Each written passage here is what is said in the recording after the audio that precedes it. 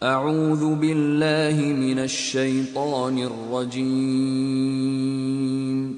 बिस्मिल्लाहिर रहमानिर रहीम। अलिफ लाम मीम। ये अल्लाह की किताब है, इसमें कोई संदेह नहीं। मार्गदर्शन है उन डरने वालों के लिए जो गैब पर ईमान लाते हैं, नमाज कायम करते हैं, जो रोजी हमने उनको दी है उसमें से खर्च करते हैं, जो किताब तुम पर उतारी गई है अर्थात कुरान, और जो किताबें तुमसे पहले उतारी गई थीं उन सब पर ईमान लाते हैं और परलोक में विश्वास रखते हैं। ऐसे लोग अपने रब की ओर से सीधे मार्ग पर हैं और वही सफलता प्राप्त करने वाले हैं। जिन लोगों ने इन बातों को स्वीकार करने से इनकार कर दिया, उनके लिए बराबर है चाहे तुम उन्हें खबरदार करो या ना करो, वे तो किसी भी दशा में मानने वाले नहीं हैं। अल्लाह ने उनके दिलों और उनके कानों पर मुहर लगा दी है और उनकी आंखों पर पर्दा पड़ गया है। वे सख्त सजा के हकदार हैं। कुछ लोग ऐसे भी हैं जो कहते हैं कि हम अल्लाह और आखिरत के दिन पर ईमान लाए हैं, हालांकि वास्तव में वे ईमान वाले नहीं हैं। वे अल्लाह और ईमान लाने वालों के साथ धोखेबाजी कर रहे हैं, मगर वास्तव में वे खुद अपने ही को धोखे में डाल रहे हैं और उन्हें इसकी समझ नहीं है। उनके दिलों में एक रोग है जिसे अल्लाह ने और अधिक बढ़ा दिया, और जो झूठ वे बोलते हैं उसके फलस्वरूप उनके लिए दर्दनाक सजा है। जब कभी उनसे कहा गया कि जमीन पर बिगाड़ पैदा न करो, तो उन्होंने यही कहा कि हम तो सुधार करने वाले हैं। सावधान, वास्तव में यही लोग बिगाड़ पैदा करते हैं, मगर इन्हें समझ नहीं है। और जब उनसे कहा गया कि जिस तरह दूसरे लोग ईमान लाए हैं उसी तरह तुम भी ईमान लाओ, तो उन्होंने यही उत्तर दिया कि क्या हम मूर्खों की तरह ईमान लाएं? खबरदार, वास्तव में तो ये खुद मूर्ख हैं, मगर ये जानते नहीं हैं। ये ईमान वालों से मिलते हैं तो कहते हैं कि हम ईमान लाए हैं, और जब एकांत में अपने शैतानों से मिलते हैं तो कहते हैं कि वास्तव में तो हम तुम्हारे साथ हैं और इन लोगों से केवल मजाक कर रहे हैं। अल्लाह इनसे मजाक कर रहा है, वो इन्हें ढील दे रहा है और ये अपनी सरकशी में अंधों की तरह भटकते चले जाते हैं। ये वे लोग हैं जिन्होंने मार्गदर्शन के बदले गुमराही खरीद ली है, किंतु ये सौदा इनके लिए लाभदायक नहीं है और ये हरगिज सही रास्ते पर नहीं है। इनकी मिसाल ऐसी है जैसे एक आदमी ने आग जलाई और जब उसने सारे माहौल को रोशन कर दिया तो अल्लाह ने इनकी आंखों की रोशनी छीन ली और इन्हें इस हाल में छोड़ दिया कि अंधियारियों में इन्हें कुछ सूझता नहीं। ये बहरे हैं, गूंगे हैं, अंधे हैं, ये अब न पलटेंगे। या फिर इनकी मिसाल यूं समझो कि आकाश से तेज वर्षा हो रही है और उसके साथ अंधेरी घटा और कड़क और चमक भी है। ये बिजली के कड़ाके सुनकर अपनी मौत के डर से कानों में उंगलियां ठूसे लेते हैं और अल्लाह सत्य के इन इनकार करने वालों को हर ओर से घेरे में लिए हुए है। चमक से इनकी दशा ये हो रही है कि मानो शीघ्र ही बिजली इनकी आंखों की रोशनी उचक ले जाएगी। जब तनिक कुछ रोशनी इन्हें महसूस होती है तो उसमें कुछ दूर चल लेते हैं और जब इन पर अंधेरा छा जाता है तो खड़े हो जाते हैं। अल्लाह चाहता तो इनकी सुनने और देखने की शक्ति बिल्कुल ही छीन लेता। निस्संदेह उसे हर चीज की सामर्थ्य प्राप्त है। लोगों, बंदगी इख्तियार करो अपने उस रब की जो तुम्हारा और तुमसे पहले जो लोग हुए हैं उन सब का पैदा करने वाला है। तुम्हारे बचने की आशा इसी प्रकार हो सकती है। वही तो है जिसने तुम्हारे लिए धरती का बिछौना बनाया, आकाश की छत बनाई, ऊपर से पानी बरसाया और उसके द्वारा हर प्रकार की पैदावार निकालकर तुम्हारे लिए रोजी जुटाई। अतः जब तुम ये जानते हो तो दूसरों को अल्लाह का प्रतिद्वंद्वी न ठहराओ। और अगर तुम्हें इस बात में संदेह है कि ये किताब जो हमने अपने बंदे पर उतारी है ये हमारी है या नहीं, तो इस जैसी एक ही सूरा बना लाओ, अपने मत के सारे ही लोगों को बुला लो, एक अल्लाह को छोड़कर बाकी जिस जिस की चाहो सहायता ले लो। अगर तुम सच्चे हो तो ये काम करके दिखाओ। लेकिन अगर तुमने ऐसा न किया और निश्चय ही कभी नहीं कर सकते, तो डरो उस आग से जिसका ईंधन बनेंगे इंसान और पत्थर, जो जुटाई गई है इनकार करने वालों के लिए। और ए पैगंबर, जो लोग इस किताब पर ईमान ले आएं और अपने कर्म ठीक कर लें, उन्हें खुशखबरी दे दो कि उनके लिए ऐसे बाग हैं जिनके नीचे नहरें बहती होंगी। उन बागों के फल रूप में दुनिया के फलों से मिलते जुलते होंगे। जब कोई फल उन्हें खाने को दिया जाएगा तो वे कहेंगे कि ऐसे ही फल इससे पहले दुनिया में हमको दिए जाते थे। उनके लिए वहां पाकीज़ा पत्नियां होंगी और वे वहां सदैव ही रहेंगे। अल्लाह इससे बिल्कुल नहीं शर्माता कि मच्छर या उससे भी तुच्छ किसी चीज की मिसालें दे।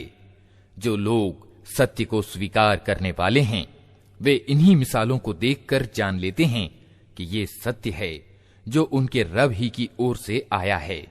और जो मानने वाले नहीं हैं वे इन्हें सुनकर कहने लगते हैं कि ऐसी मिसालों से अल्लाह का क्या संबंध। इस प्रकार अल्लाह एक ही बात से बहुतों को गुमराही में डाल देता है और बहुतों को सीधा मार्ग दिखा देता है। और उससे गुमराही में वो उन्हीं को डालता है जो फासिक अर्थात अवज्ञाकारी हैं। अल्लाह की प्रतिज्ञा को मजबूत बांध लेने के बाद तोड़ देते हैं। अल्लाह ने जिसे जोड़ने का आदेश दिया है उसे काटते हैं और धरती पर बिगाड़ पैदा करते हैं। वास्तव में यही लोग घाटे में हैं। तुम अल्लाह के साथ इनकार की नीति कैसे अपनाते हो जबकि तुम निर्जीव थे? उसने तुम्हें जीवन प्रदान किया, फिर वही तुम्हारे प्राण ले लेगा, फिर वही तुम्हें पुनः जीवन प्रदान करेगा, फिर उसी की ओर तुम्हें पलट कर जाना है। वही तो है जिसने तुम्हारे लिए धरती की सारी चीजें पैदा की, फिर ऊपर की ओर रुख किया और 7 आसमान ठीक तौर पर बनाए, और वो हर चीज का ज्ञान रखने वाला है। फिर तनिक उस समय की कल्पना करो जब तुम्हारे रब ने फरिश्तों से कहा था कि मैं धरती में एक खलीफा अर्थात स्थानापन्न बनाने वाला हूं। उन्होंने निवेदन किया, क्या आप धरती में किसी ऐसे को नियुक्त करने वाले हैं जो उसकी व्यवस्था को बिगाड़ देगा और रक्तपात करेगा? आपकी तारीफ और प्रशंसा के साथ तस्बीह और आपकी पवित्रता का वर्णन तो हम कर ही रहे हैं। कहा, मैं जानता हूं जो कुछ तुम नहीं जानते। इसके बाद अल्लाह ने आदम को सारी चीजों के नाम सिखाए, फिर उन्हें फरिश्तों के सामने पेश किया और कहा, यदि तुम्हारा विचार सही है कि किसी खलीफा की नियुक्ति से व्यवस्था बिगड़ जाएगी तो तनिक इन चीजों के नाम बताओ। उन्होंने कहा, ऐबों से पाक तो आप ही की हस्ती है, हमें तो बस उतना ही ज्ञान है जितना आपने हमको दे दिया है। वास्तव में सब कुछ जानने वाला और समझने वाला आपके सिवा कोई नहीं। फिर अल्लाह ने आदम से कहा, तुम इन्हें इनके नाम बताओ। जब उसने उनको इन सब के नाम बता दिए तो अल्लाह ने कहा, मैंने तुमसे कहा था ना कि मैं आकाशों और धरती के वे सारे तथ्य जानता हूं जो तुमसे छिपे हैं। जो कुछ तुम जाहिर करते हो वो भी मुझे मालूम है, और जो कुछ तुम छिपाते हो उसे भी मैं जानता हूं।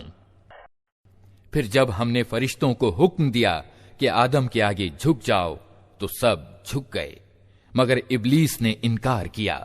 वो अपनी बड़ाई के घमंड में पड़ गया और अवज्ञाकारियों में शामिल हो गया।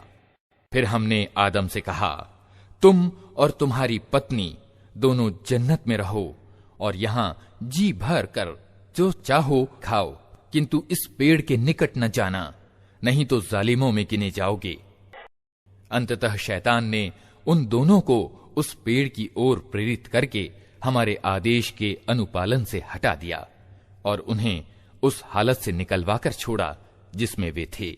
हमने हुक्म दिया कि अब तुम सब यहां से उतर जाओ, तुम एक दूसरे की दुश्मन हो और तुम्हें एक विशेष समय तक धरती में ठहरना और वहीं गुजर बसर करना है। उस समय आदम ने अपने रब से कुछ शब्द सीखकर तौबा की, जिसको उसके रब ने स्वीकार कर लिया, क्योंकि वो बड़ा क्षमा करने वाला और दया करने वाला है। हमने कहा कि तुम सब यहां से उतर जाओ, फिर मेरी ओर से जो मार्गदर्शन तुम्हारे पास पहुंचे, तो जो लोग मेरे उस बताए मार्गदर्शन पर चलेंगे उनके लिए किसी भय और दुख का मौका न होगा, और जो उसे स्वीकार करने से इनकार करेंगे और हमारी आयतों को झुठलाएंगे वे आग यानी नरक में जाने वाले हैं, जहां वे हमेशा रहेंगे।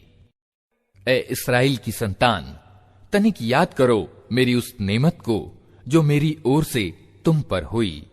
मेरे साथ तुम्हारी जो प्रतिज्ञा थी उसे तुम पूरा करो, तो मेरी जो प्रतिज्ञा तुम्हारे साथ थी उसे मैं पूरा करूं, और मुझ ही से तुम डरो, और मैंने जो किताब भेजी है उस पर ईमान लाओ।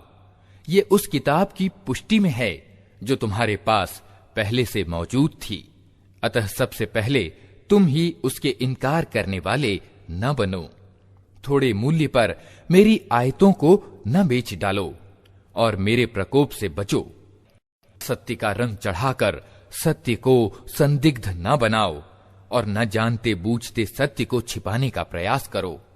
नमाज कायम करो, ज़कात दो, और जो लोग मेरे आगे झुक रहे हैं उनके साथ तुम भी झुक जाओ। तुम दूसरों को तो नेकी का रास्ता अपनाने के लिए कहते हो, मगर अपने आप को भूल जाते हो। हालांकि तुम किताब का पाठ करते हो, क्या तुम बुद्धि से बिल्कुल ही काम नहीं लेते? सब्र और नमाज से मदद लो। बेशक नमाज एक बड़ा ही मुश्किल काम है, किंतु उन आज्ञाकारी बंदों के लिए मुश्किल नहीं है जो समझते हैं कि आखिरकार उन्हें अपने रब से मिलना और उसी की ओर पलट कर जाना है। ए इस्राएल की संतान, याद करो मेरी उस नेमत को जो मेरी ओर से तुम पर हुई थी, और इस बात को कि मैंने तुम्हें संसार की सारी जातियों पर श्रेष्ठता प्रदान की थी। डरो उस दिन से जब कोई किसी के तनिक काम न आएगा और न किसी की ओर से सिफारिश कबूल होगी, न किसी को फिदिया यानी जुर्माना लेकर छोड़ा जाएगा, और न अपराधियों को कहीं से सहायता मिल सकेगी। याद करो वो समय जब हमने तुमको फिरौनियों की गुलामी से छुटकारा दिलाया। उन्होंने तुम्हें सख्त अजाब में डाल रखा था, तुम्हारे लड़कों को मार डालते थे और तुम्हारी लड़कियों को जीवित रहने देते थे, और इस स्थिति में तुम्हारे रब की ओर से तुम्हारी बड़ी आजमाइश थी। याद करो वो समय जब हमने समुद्र फाड़कर तुम्हारे लिए रास्ता बनाया, फिर उसमें से तुम्हें सकुशल पार करा दिया, फिर वहीं तुम्हारी आंखों के सामने फिरौनियों को डुबो दिया। याद करो जब हमने मूसा को 40 दिन रात के प्रस्ताव पर बुलाया, तो उसके पीछे तुम बछड़े को अपना पूज्य बना बैठे। उस समय तुमने बड़ी ज्यादती की थी, मगर इस पर भी हमने तुम्हें क्षमा कर दिया कि शायद अब तुम कृतज्ञता दिखलाओ।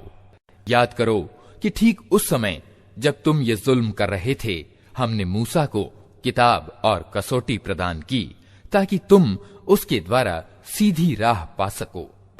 याद करो जब मूसा ये नेमत लिए हुए पलटा, तो उसने अपनी जाति वालों से कहा कि लोगों, तुमने बछड़े को पूज्य बनाकर अपने साथ बड़ा अन्याय किया है, अतः तुम लोग अपने पैदा करने वाले के आगे तौबा करो और अपनों को मारो।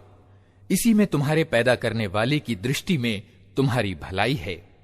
उस समय तुम्हारे सृष्टा ने तुम्हारी क्षमा याचना स्वीकार कर ली कि वो बड़ा क्षमाशील और दयावान है। याद करो जब तुमने मूसा से कहा था कि हम तुम्हारे कहने का हरगिज विश्वास न करेंगे जब तक कि अपनी आंखों से खुले तौर पर अल्लाह को न देख लें। उस समय तुम्हारे देखते देखते एक जबरदस्त कड़के ने तुमको आ लिया। बेजान होकर गिर चुके थे, मगर फिर हमने तुमको जिला उठाया, शायद कि इस उपकार के बाद तुम शुक्रगुजार बन जाओ। हमने तुम पर बादल की छांव की, मन और सलवा का भोजन तुम्हारे लिए जुटाया और तुमसे कहा कि जो स्वच्छ चीजें हमने तुम्हें प्रदान की हैं उन्हें खाओ। मगर तुम्हारे पूर्वजों ने जो कुछ किया वो हम पर उनका जुल्म न था, बल्कि उन्होंने आप अपने ही ऊपर जुल्म किया। फिर याद करो जब हमने कहा था कि ये बस्ती जो तुम्हारे सामने है इसमें प्रवेश करो, इसकी पैदावार जिस प्रकार चाहो मजे से खाओ, मगर बस्ती के दरवाजे में सजदा करते हुए प्रवेश करना और कहते जाना हित्ततुन हित्ततुन, हम तुम्हारी खताओं को माफ करेंगे और सुकर्मियों पर और अधिक अनुग्रह करेंगे। मगर जो बात उनसे कही गई थी इन जालिमों ने उसे बदलकर कुछ और कर दिया। अंत में हमने जुल्म करने वालों पर आकाश से अजाब उतारा। ये सजा थी उन नाफरमानियों की जो वे कर रहे थे। याद करो जब मूसा ने अपनी जाति वालों के लिए पानी की प्रार्थना की तो हमने कहा कि अमुक चट्टान पर अपनी लाठी मारो। अतएव उससे 12 स्रोत फूट निकले और हर कबीले ने जान लिया कि कौन सी जगह उसके पानी लेने की है। उस समय ये आदेश दे दिया गया था कि अल्लाह की दी हुई रोजी खाओ पियो और धरती पर बिगाड़ ना फैलाते फिरो। याद करो जब तुमने कहा था कि ए मूसा, हम एक ही प्रकार के खाने पर संतोष नहीं कर सकते, अपने रब से प्रार्थना करो कि हमारे लिए धरती की पैदावार, साग, तरकारी, गेहूं, लहसुन, प्याज, दाल आदि पैदा करे। तो मूसा ने कहा, क्या एक उत्तम चीज को छोड़कर तुम घटिया दर्जे की चीजें लेना चाहते हो?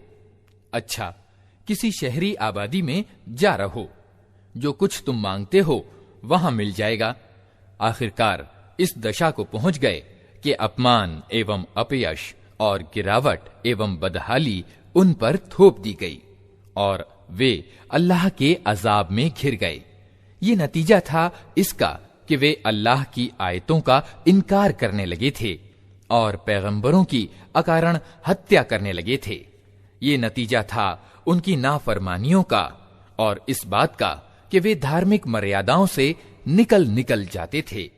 विश्वास रखो कि अरबी नबी को मानने वाले हों या यहूदी, ईसाई हों या साबी, जो भी अल्लाह और अंतिम दिन पर ईमान लाएगा और अच्छा कर्म करेगा, उसका बदला उसके रब के पास है और उसके लिए किसी डर और रंज का मौका नहीं है। याद करो वो समय जब हमने तूर को तुम पर उठाकर तुमसे पक्का वचन लिया था और कहा था कि जो ग्रंथ हम तुम्हें दे रहे हैं उसे मजबूती के साथ थामना और जो आदेश और निर्देश उसमें लिखे हैं उन्हें याद रखना। इसी माध्यम से आशा की जा सकती है कि तुम तकवा यानी धर्म परायणता की नीति पर चल सकोगे। मगर इसके बाद तुम अपने वचन से फिर गए। इस पर भी अल्लाह की कृपा और उसकी दयालुता ने तुम्हारा साथ न छोड़ा, वरना तुम कभी के तबाह हो चुके होते। फिर तुम्हें अपनी जाति के उन लोगों का किस्सा तो मालूम ही है जिन्होंने शब्द का नियम तोड़ा था। हमने उन्हें कह दिया कि बंदर बन जाओ और इस दशा में रहो कि हर ओर से तुम पर धुतकार फिटकार पड़े। इस तरह हमने उनके अंजाम को उस जमाने के लोगों और बाद की आने वाली पीढ़ियों के लिए शिक्षा सामग्री और अल्लाह से डरने वालों के लिए नसीहत बनाकर छोड़ा। फिर वो घटना याद करो जब मूसा ने अपनी कौम से कहा कि अल्लाह तुम्हें एक गाय ज़बह करने का हुक्म देता है। कहने लगे, क्या तुम हमसे मजाक करते हो? मूसा ने कहा, मैं इससे अल्लाह की पनाह मांगता हूं कि अज्ञानियों जैसी बातें करूं। बोले, अच्छा, अपने रब से प्रार्थना करो कि वो हमें उस गाय के बारे में कुछ विस्तार से बताए। मूसा ने कहा, अल्लाह कहता है कि वो गाय ऐसी होनी चाहिए जो न बूढ़ी हो न बछिया, बल्कि मध्य आयु की हो। अतः जो हुक्म दिया जाता है उसका पालन करो। कहने लगे कि अपने रब से ये और पूछ दो कि उसका रंग कैसा हो।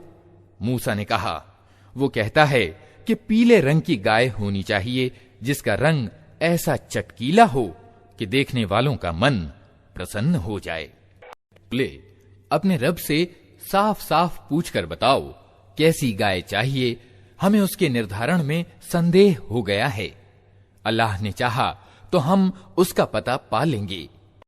मूसा ने जवाब दिया, अल्लाह कहता है कि वो ऐसी गाय है जिससे सेवा कार्य नहीं लिया जाता, न जमीन जोतती है न पानी खींचती है, भली चंगी और बेदाग है। इस पर वे पुकार उठे कि हां, अब तुमने ठीक पता बताया है। फिर उन्होंने उसे ज़बह किया, वरना वे ऐसा करते मालूम न होते थे। तुम्हें याद है वो घटना जब तुमने एक व्यक्ति की जान ली थी, फिर उसके बारे में झगड़ने लगे और एक दूसरे पर कत्ल का इल्जाम थोपने लगे थे, और अल्लाह ने फैसला कर लिया था कि जो कुछ तुम छिपाते हो उसे खोल कर रख देगा। उस समय हमने हुक्म दिया कि मारे गए व्यक्ति की लाश को उसके एक भाग से चोट करो। देखो, इस प्रकार अल्लाह मुर्दों को जीवन दान देता है और तुम्हें अपनी निशानियां दिखाता है ताकि तुम समझो। किंतु ऐसी निशानियां देख लेने के बाद भी अंततः तुम्हारे दिल सख्त हो गए, पत्थरों की तरह सख्त, बल्कि सख्ती में कुछ उनसे भी बढ़े हुए। क्योंकि पत्थरों में से तो कोई ऐसा भी होता है जिसमें से स्रोत फूट बहते हैं, कोई फटता है और उसमें से पानी निकल आता है, और कोई अल्लाह के डर से कांप कर गिर भी पड़ता है। अल्लाह तुम्हारी करतूतों से बेखबर नहीं है। ऐ मुसलमानों, अब क्या इन लोगों से तुम ये उम्मीद रखते हो कि ये तुम्हारे आमंत्रण को मान लेंगे, जबकि इनमें से एक गिरोह की नीति ये रही है कि उसने अल्लाह की वाणी सुनी और फिर खूब समझ बूझकर जानते हुए उसमें रद्दोबदल किया।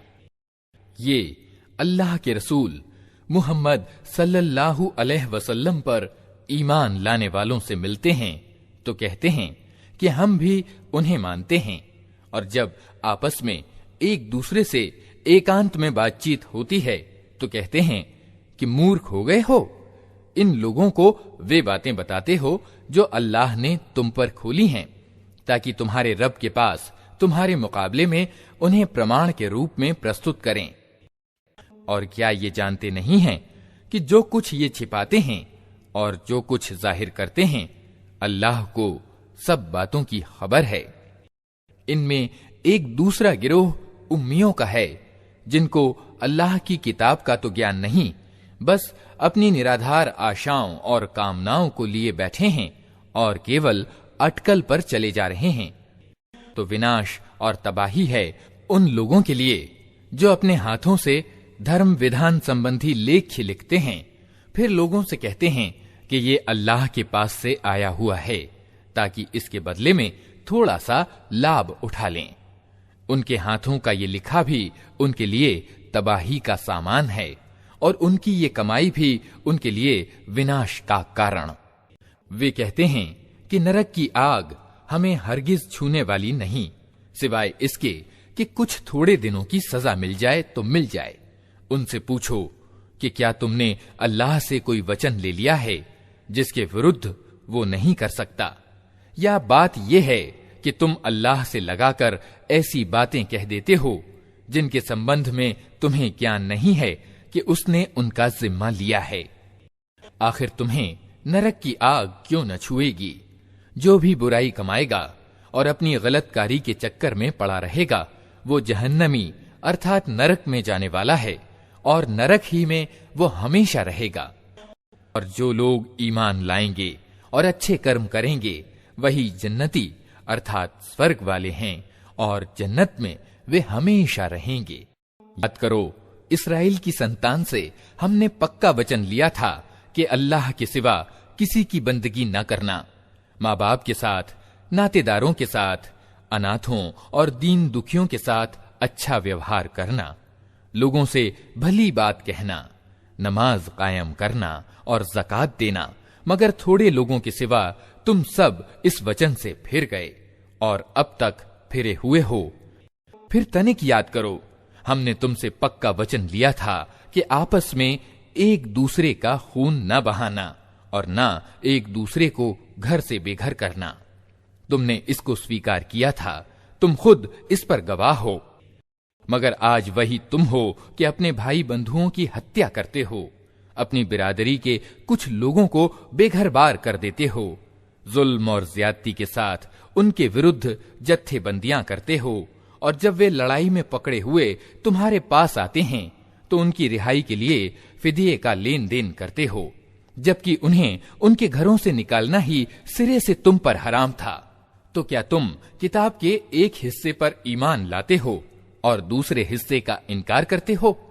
फिर तुम में से जो लोग ऐसा करें, उनकी सजा इसके सिवा और क्या है कि सांसारिक जीवन में भी अपमानित और तिरस्कृत होकर रहें और आखिरत यानी परलोक में कठोरतम यातना की ओर फेर दिए जाएं। अल्लाह उन कामों से बेखबर नहीं है जो तुम कर रहे हो। ये वे लोग हैं जिन्होंने आखिरत बेचकर सांसारिक जीवन खरीद लिया है, अतः न इनकी सजा में कोई कमी होगी और न इन्हें कोई सहायता पहुंच सकेगी। ने मूसा को किताब दी, उसके बाद लगातार रसूल भेजे, अंत में मरियम के बेटे ईसा को स्पष्ट निशानियां देकर भेजा और पवित्र आत्मा से उसकी सहायता की। फिर ये तुम्हारा क्या ढंग है कि जब भी कोई रसूल तुम्हारी अपनी इच्छाओं के खिलाफ कोई चीज लेकर तुम्हारे पास आया तो तुमने उसके मुकाबले में सरकशी ही की, किसी को झुठलाया और किसी की हत्या कर डाली। वे कहते हैं हमारे दिल सुरक्षित हैं। नहीं, सच बात यह है कि उनके इनकार के कारण उन पर अल्लाह की फिटकार पड़ी है, इसलिए वे कम ही ईमान लाते हैं। अब जो एक किताब अल्लाह की ओर से उनके पास आई है, उसके साथ उनका क्या व्यवहार है, इसके बावजूद कि वो उस किताब की पुष्टि करती है जो उनके पास पहले से मौजूद थी, इसके बावजूद कि उसके आने से पहले वे खुद इनकार करने वालों के मुकाबले में विजय और सहायता की प्रार्थनाएं किया करते थे। परंतु जब वो चीज आ गई जिसे वे पहचान भी गए तो उन्होंने उसे मानने से इनकार कर दिया। अल्लाह की लानत इन इनकार करने वालों पर। कैसा बुरा साधन है जिससे ये अपने जी की तसल्ली हासिल करते हैं। जो आदेश अल्लाह ने भेजा है उसे स्वीकार करने से केवल इस हठ के कारण इनकार कर रहे हैं कि अल्लाह ने अपने उदार दान, प्रकाशना और पैगंबरी से अपने जिस बंदे को खुद चाहा नवाज दिया। अतः अब ये प्रकोप पर प्रकोप के अधिकारी हो गए हैं और ऐसे इनकार करने वालों के लिए घोर अपमानजनक सजा निश्चित है। जब उनसे कहा जाता है कि जो कुछ अल्लाह ने उतारा है उस पर ईमान लाओ, तो वे कहते हैं हम तो केवल उस चीज पर ईमान लाते हैं जो हमारे यहाँ अर्थात इस्राएल के वंशज में उतरी है। इस परिधि से बाहर जो कुछ आया है उसे मानने से वे इनकार करते हैं, जबकि वो सत्य है और उस शिक्षा की पुष्टि और समर्थन कर रहा है जो उनके यहाँ पहले से मौजूद थी। अच्छा, इनसे कहो, यदि तुम उस शिक्षा ही के मानने वाले हो जो तुम्हारे यहाँ आई थी, तो इससे पहले अल्लाह के उन पैगंबरों की जो खुद इस्राएल के वंशज में पैदा हुए थे क्यों हत्या करते रहे? तुम्हारे पास मूसा कैसी कैसी स्पष्ट निशानियों के साथ आया, फिर भी तुम ऐसे जालिम थे कि उसके पीठ मोड़ते ही बछड़े को पूज्य बना बैठे। फिर तनिक उस वचन को याद करो जो तूर को तुम्हारे ऊपर उठाकर हमने तुमसे लिया था। हमने ताकीद की थी कि जो आदेश हम दे रहे हैं उनका मजबूती के साथ पालन करो और कान लगाकर सुनो। तुम्हारे पूर्वजों ने कहा कि हमने सुन लिया मगर मानेंगे नहीं, और उनकी असत्य प्रियता का हाल ये था कि दिलों में उनके बछड़ा ही बसा हुआ था। कहो, यदि तुम ईमान वाले हो तो ये अनोखा ईमान है जो ऐसी बुरी बातों के लिए तुम्हें हुक्म देता है। इनसे कहो कि यदि वास्तव में अल्लाह के निकट परलोक का घर सारे मनुष्यों को छोड़कर केवल तुम्हारे लिए ही आरक्षित है, तब तो तुम्हें चाहिए कि मौत की तमन्ना करो। यदि तुम अपने इस विचार में सच्चे हो, विश्वास रखो कि ये कभी इसकी तमन्ना न करेंगे, इसलिए कि अपने हाथों से जो कुछ कमाकर इन्होंने वहां भेजा है उसकी यही अपेक्षा है कि ये वहां जाने की तमन्ना न करें। अल्लाह इन जालिमों को खूब जानता है।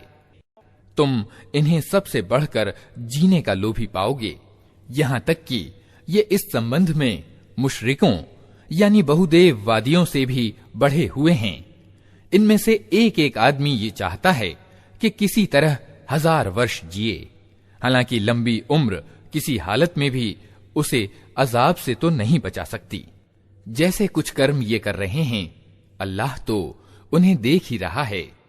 हो कि जो कोई जिब्रील से दुश्मनी रखता हो, उसे मालूम होना चाहिए कि जिब्रील ने अल्लाह ही के हुक्म से ये कुरान तुम्हारे दिल पर उतारा है, जो पहले आई हुई किताबों की पुष्टि और समर्थन करता है और ईमान लाने वालों के लिए मार्गदर्शन और सफलता की खुशखबरी बनकर आया है। यदि जिब्रील से इनकी दुश्मनी का कारण यही है तो कह दो कि जो अल्लाह और उसके फरिश्तों और उसके रसूलों और जिब्रील और मीकाईल के दुश्मन हैं, अल्लाह उन इनकार करने वालों का दुश्मन है। हमने तुम्हारी ओर ऐसी आयतें उतारी हैं जो साफ साफ सत्य को जाहिर करने वाली हैं, और उनके अनुपालन से केवल वही लोग इनकार करते हैं जो उल्लंघनकारी हैं। सदैव ऐसा ही नहीं होता रहा है कि जब इन्होंने कोई वचन दिया तो इनमें से एक न एक गिरोह ने उसे अवश्य ही पीठ पीछे डाल दिया, बल्कि उनमें से बहुतेरे ऐसे ही हैं जो सच्चे दिल से ईमान नहीं लाते।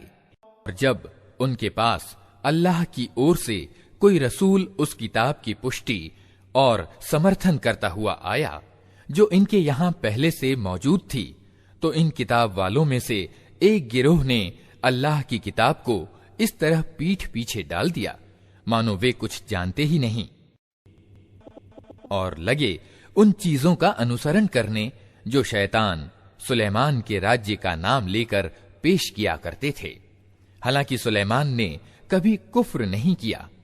कुफ्र में तो वे शैतान पड़े थे जो लोगों को जादूगरी की शिक्षा देते थे। वे पीछे पड़े उस चीज के जो बाबिल में 2 फरिश्तों हारूत और मारूत पर उतारी गई थी। हालांकि वे फरिश्ते जब भी किसी को उसकी शिक्षा देते थे तो पहले स्पष्ट रूप से सावधान कर दिया करते थे कि देख, हम केवल एक आजमाइश हैं, तू कुफ्र में ना पड़। फिर भी ये लोग उनसे वही चीज सीखते थे जिससे पति और पत्नी में जुदाई डाल दें। ये खुली हुई बात थी कि अल्लाह की इजाजत के बिना वे इसके द्वारा किसी को भी नुकसान नहीं पहुंचा सकते थे, किंतु फिर भी वे ऐसी चीज सीखते थे जो खुद उनके लिए लाभकारी नहीं बल्कि हानिकारक थी, और वे खूब जानते थे कि जो इस चीज का खरीदार बना उसके लिए आखिरत में कोई हिस्सा नहीं। कितना बुरा उपभोग्य था जिसका उन्होंने अपनी जानों के बदले सौदा किया। क्या ही अच्छा होता यदि वे जानते होते। यदि वे ईमान और तकवा यानी परहेजगारी को अपनाते तो अल्लाह के यहां इसका जो बदला मिलता वो उनके लिए अधिक अच्छा था। क्या ही अच्छा होता कि उन्हें इसकी खबर होती। ए ईमान लाने वालों, राईना ना कहा करो बल्कि उन्जुरना कहो और ध्यान से बात को सुनो। ये इनकार करने वाले तो दुखदाई अजाब के हकदार हैं। ये लोग जिन्होंने सत्य संदेश को स्वीकार करने से इनकार कर दिया है, चाहे किताब वालों में से हों या मुशरिक अर्थात बहुदेववादी हों, हरगिज ये नहीं चाहते कि तुम्हारे रब की ओर से तुम पर कोई भलाई उतरे, मगर अल्लाह जिसको चाहता है अपनी कृपा के लिए चुन लेता है और वो बड़ा उदार दान करता है। हम अपनी जिस आयत को मनसूख यानी निरस्त कर देते हैं या भुला देते हैं, उसकी जगह उससे बेहतर लाते हैं या कम से कम वैसी ही। क्या तुम जानते नहीं हो कि अल्लाह को हर चीज की सामर्थ्य प्राप्त है? क्या तुम्हें पता नहीं कि धरती और आकाशों का शासन अल्लाह ही के लिए है और उसके सिवा कोई तुम्हारा संरक्षक और तुम्हारा मददगार नहीं है? फिर क्या तुम अपने रसूल से उसी प्रकार के प्रश्न करना और मांग करना चाहते हो जैसा कि इससे पहले मूसा से किए जा चुके हैं? हालांकि जिस आदमी ने ईमान की रीति को कुफ्र की रीति से बदल लिया, वो सीधे रास्ते से भटक गया। किताब वालों में बहुतेरे लोग ये चाहते हैं कि किसी तरह तुम्हें ईमान से फेर कर फिर कुफ्र की ओर पलटा ले जाएं। हालांकि सत्य उन पर प्रकट हो चुका है, किंतु अपने जी की ईर्ष्या के कारण तुम्हारे लिए उनकी ये इच्छा है। इसके बदले में तुम माफी और दरगुजर से काम लो, यहां तक कि अल्लाह खुद ही अपना फैसला लागू कर दे। इत्मीनान रखो कि अल्लाह को हर चीज की सामर्थ्य प्राप्त है। नमाज कायम करो और ज़कात दो। तुम अपने पारलौकिक अर्थात आखिरत के जीवन के लिए जो भलाई कमाकर आगे भेजोगे, अल्लाह के यहां उसे मौजूद पाओगे। जो कुछ तुम करते हो वो सब अल्लाह की नजर में है। कहना है कि कोई आदमी जन्नत में न जाएगा जब तक वो यहूदी ना हो या ईसाइयों के विचार के अनुसार ईसाई ना हो। ये उनकी तमन्नाएं हैं। उनसे कहो अपना सबूत पेश करो यदि तुम अपने दावे में सच्चे हो। वास्तव में न तुम्हारी कुछ विशेषता है न किसी और की। सत्य ये है कि जो भी अपने आप को अल्लाह के आज्ञा पालन में समर्पित कर दे और व्यवहारतः नेकी की राह अपनाए, उसके लिए उसके रब के पास उसका बदला है और ऐसे लोगों के लिए किसी भय या शोक का कोई अवसर नहीं। यहूदी कहते हैं ईसाइयों के पास कुछ नहीं, ईसाई कहते हैं यहूदियों के पास कुछ नहीं। हालांकि दोनों ही किताब पढ़ते हैं और इसी प्रकार के दावे उन लोगों के भी हैं जिनके पास किताब का ज्ञान नहीं है। ये मतभेद जिनमें ये लोग पड़े हुए हैं, इनका फैसला अल्लाह क़यामत के दिन कर देगा। और उस व्यक्ति से बढ़कर जालिम कौन होगा जो अल्लाह की इबादत की इन जगहों में उसके नाम की याद से रोके और उन्हें उजाड़ने पर उतारू हो। ऐसे लोग इस योग्य हैं कि इन इबादत घरों में कदम न रखें और यदि वहां जाएं भी तो डरते हुए जाएं। उनके लिए संसार में रुसवाई है और आखिरत में बड़ी यातना। पूरब और पश्चिम सब अल्लाह के हैं। जिस ओर भी तुम रुख करोगे उसी ओर अल्लाह का रुख है। अल्लाह सर्वव्यापी और सब कुछ जानने वाला है। उनका कहना है कि अल्लाह ने किसी को बेटा बनाया है। अल्लाह पाक है इन बातों से। वास्तविक तथ्य यह है कि धरती और आकाशों में पाई जाने वाली सभी चीजों का वो मालिक है। सब के सब उसके आज्ञाकारी हैं। वो आकाशों और धरती का ईजाद करने वाला है और जिस बात का वो फैसला करता है उसके लिए बस वो आदेश देता है कि हो जा, और वो हो जाती है। इन्हें ज्ञान नहीं, वे कहते हैं कि अल्लाह खुद हमसे बात क्यों नहीं करता या कोई निशानी हमारे पास क्यों नहीं आती। ऐसी ही बातें इनसे पहले लोग भी किया करते थे। इन सब अगले पिछले गुमराहों की मनोवृत्तियां एक जैसी हैं। विश्वास करने वालों के लिए तो हम निशानियां साफ साफ स्पष्ट कर चुके हैं।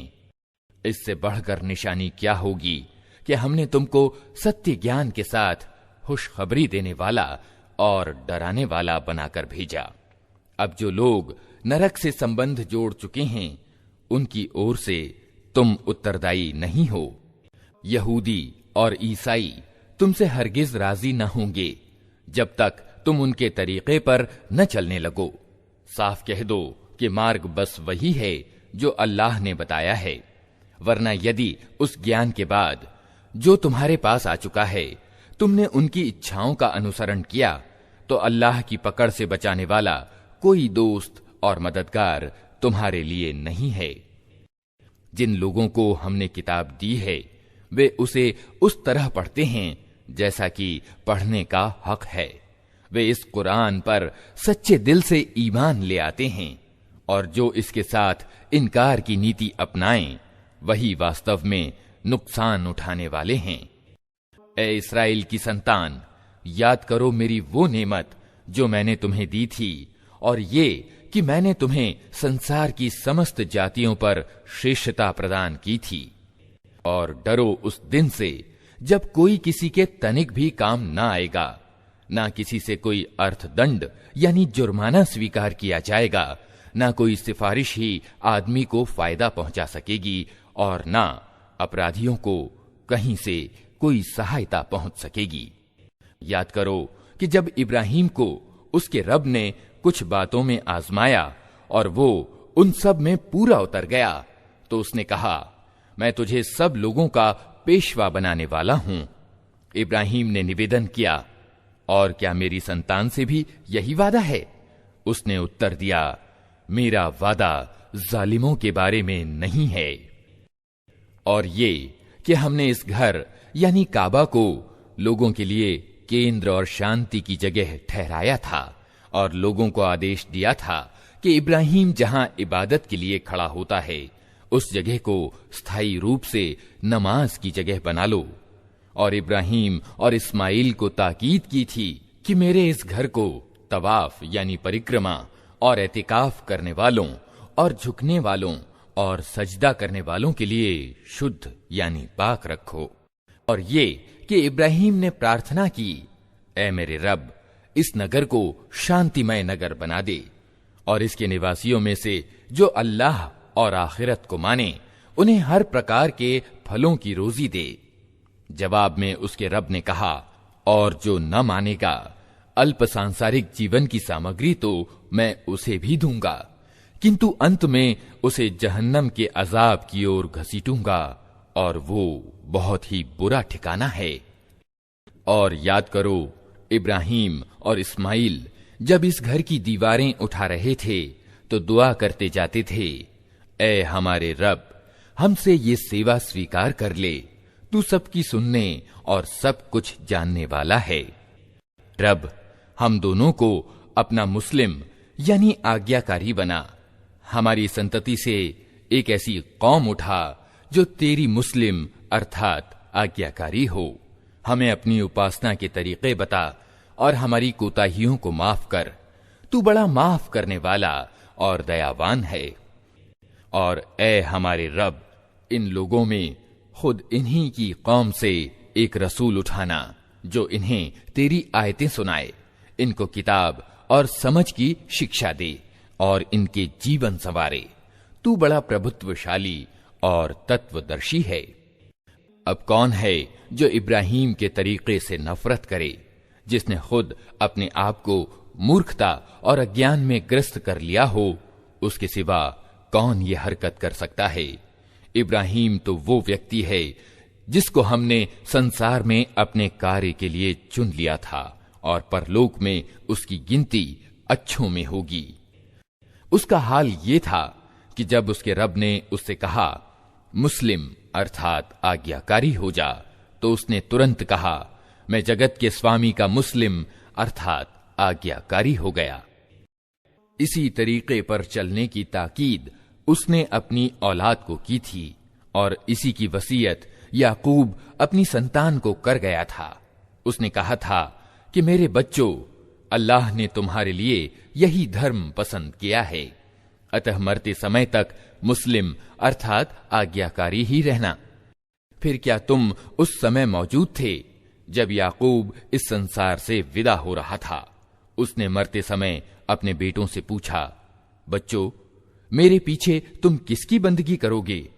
उन सब ने उत्तर दिया, हम उसी एक इलाह यानी उपास्य की बंदगी करेंगे जिसे आपने और आपके पूर्वज इब्राहीम, इस्माइल और इसहाक ने इलाह यानी उपास्य माना है, और हम उसी के मुस्लिम अर्थात आज्ञाकारी हैं। वे कुछ लोग थे जो जा चुके, जो कुछ उन्होंने कमाया वो उनके लिए है, और जो कुछ तुम कमाओगे वो तुम्हारे लिए है। तुमसे ये ना पूछा जाएगा कि वे क्या करते थे।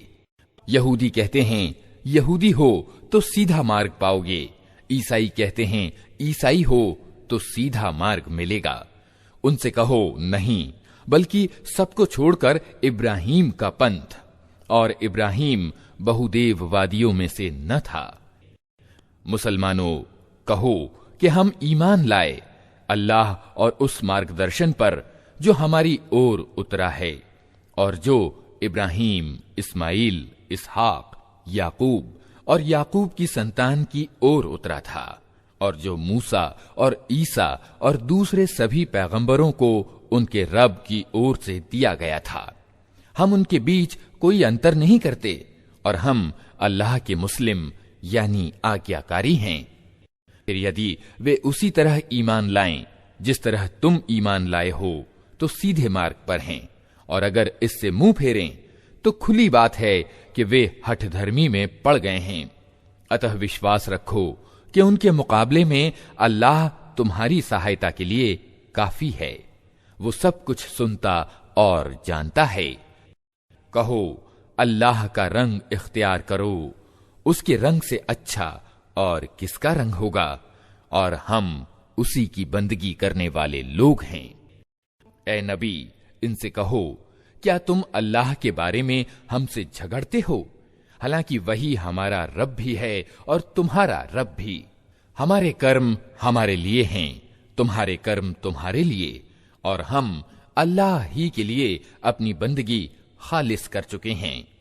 फिर तुम्हारा कहना यह है कि इब्राहीम, इस्माइल, इसहाक, याकूब और याकूब की औलाद सब के सब यहूदी थे या ईसाई थे। कहो तुम ज्यादा जानते हो या अल्लाह। उस व्यक्ति से बढ़कर जालिम कौन होगा जिसके जिम्मे अल्लाह की ओर से एक गवाही हो और वो उसे छुपाए। तुम्हारी करतूतों से अल्लाह बेखबर तो नहीं है। वे कुछ लोग थे जो जा चुके, उनकी कमाई उनके लिए थी और तुम्हारी कमाई तुम्हारे लिए। तुमसे उनके कर्मों के बारे में पूछा नहीं जाएगा। नादान लोग जरूर कहेंगे, इन्हें क्या हुआ कि पहले ये जिस किबले की ओर रुख करके नमाज पढ़ते थे उससे अचानक फिर गए। ए नबी, इनसे कहो पूरब और पश्चिम सब अल्लाह के हैं। अल्लाह जिसे चाहता है सीधा मार्ग दिखा देता है। और इसी तरह तो हमने तुम मुसलमानों को एक उत्तम समुदाय बनाया है ताकि तुम दुनिया के लोगों पर गवाह हो और रसूल तुम पर गवाह हो। पहले जिस ओर तुम रुख करते थे उसको तो हमने सिर्फ ये देखने के लिए किबला ठहराया था कि कौन रसूल का अनुसरण करता है और कौन उल्टा फिर जाता है। ये मामला था तो बड़ा भारी, मगर उन लोगों के लिए कुछ भी भारी सिद्ध न हुआ जिन्हें अल्लाह का मार्गदर्शन प्राप्त था। अल्लाह तुम्हारे इस ईमान को हरगिज अकारथ न करेगा। यकीन जानो कि वो लोगों के लिए अत्यंत करुणामय और दयावान है। ए नबी, ये तुम्हारे मुंह का बार बार आसमान की ओर उठना हम देख रहे हैं। लो, हम उसी किबले की ओर तुम्हें फेर देते हैं जिसे तुम पसंद करते हो। प्रतिष्ठित मस्जिद यानी काबा की ओर रुख फेर दो। अब जहां कहीं तुम हो उसी की ओर मुंह करके नमाज पढ़ो। ये लोग जिन्हें किताब दी गई थी खूब जानते हैं कि किबला बदलने का ये आदेश उनके रब ही की ओर से है और सत्य पर आधारित है। मगर इसके बावजूद ये जो कुछ कर रहे हैं अल्लाह उससे बेखबर नहीं है। तुम इन किताब वालों के पास चाहे कोई निशानी ले आओ, संभव नहीं कि ये तुम्हारे किबले का अनुसरण करने लगें, और ना तुम्हारे लिए ये संभव है कि इनके किबले का अनुसरण करो। और इनमें से कोई गिरोह भी दूसरे के क़िबले के अनुसरण के लिए तैयार नहीं है। और अगर तुमने उस ज्ञान के बाद जो तुम्हारे पास आ चुका है उनकी इच्छाओं का अनुसरण किया तो निश्चय ही तुम्हारी गिनती अत्याचारियों में होगी।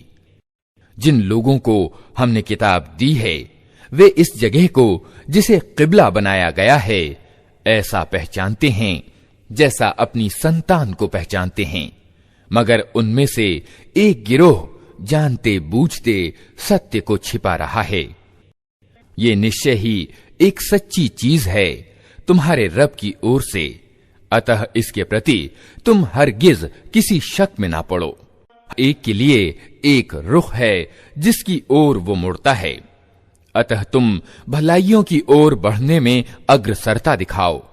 जहां भी तुम होगे अल्लाह तुम्हें पालेगा, उसकी कुदरत से कोई चीज बाहर नहीं। तुम जिस जगह से भी होकर जाओ वहीं से अपना रुख नमाज के समय प्रतिष्ठित मस्जिद काबा की ओर फेर दो, क्योंकि ये तुम्हारे रब का बिल्कुल सत्य पर आधारित फैसला है और अल्लाह तुम लोगों के कर्मों से बेखबर नहीं है।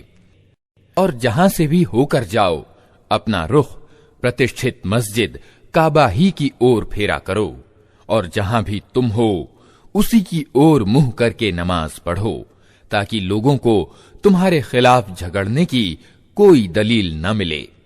हां, जो उनमें से जालिम हैं वे तो कभी चुप न होंगे, तो उनसे तुम न डरो बल्कि मुझसे डरो, और इसीलिए कि मेरी नेमत तुम पर पूरी हो, और इस आशा में कि मेरे इस आदेश के अनुपालन से तुम उसी तरह कामयाबी का मार्ग पाओगे।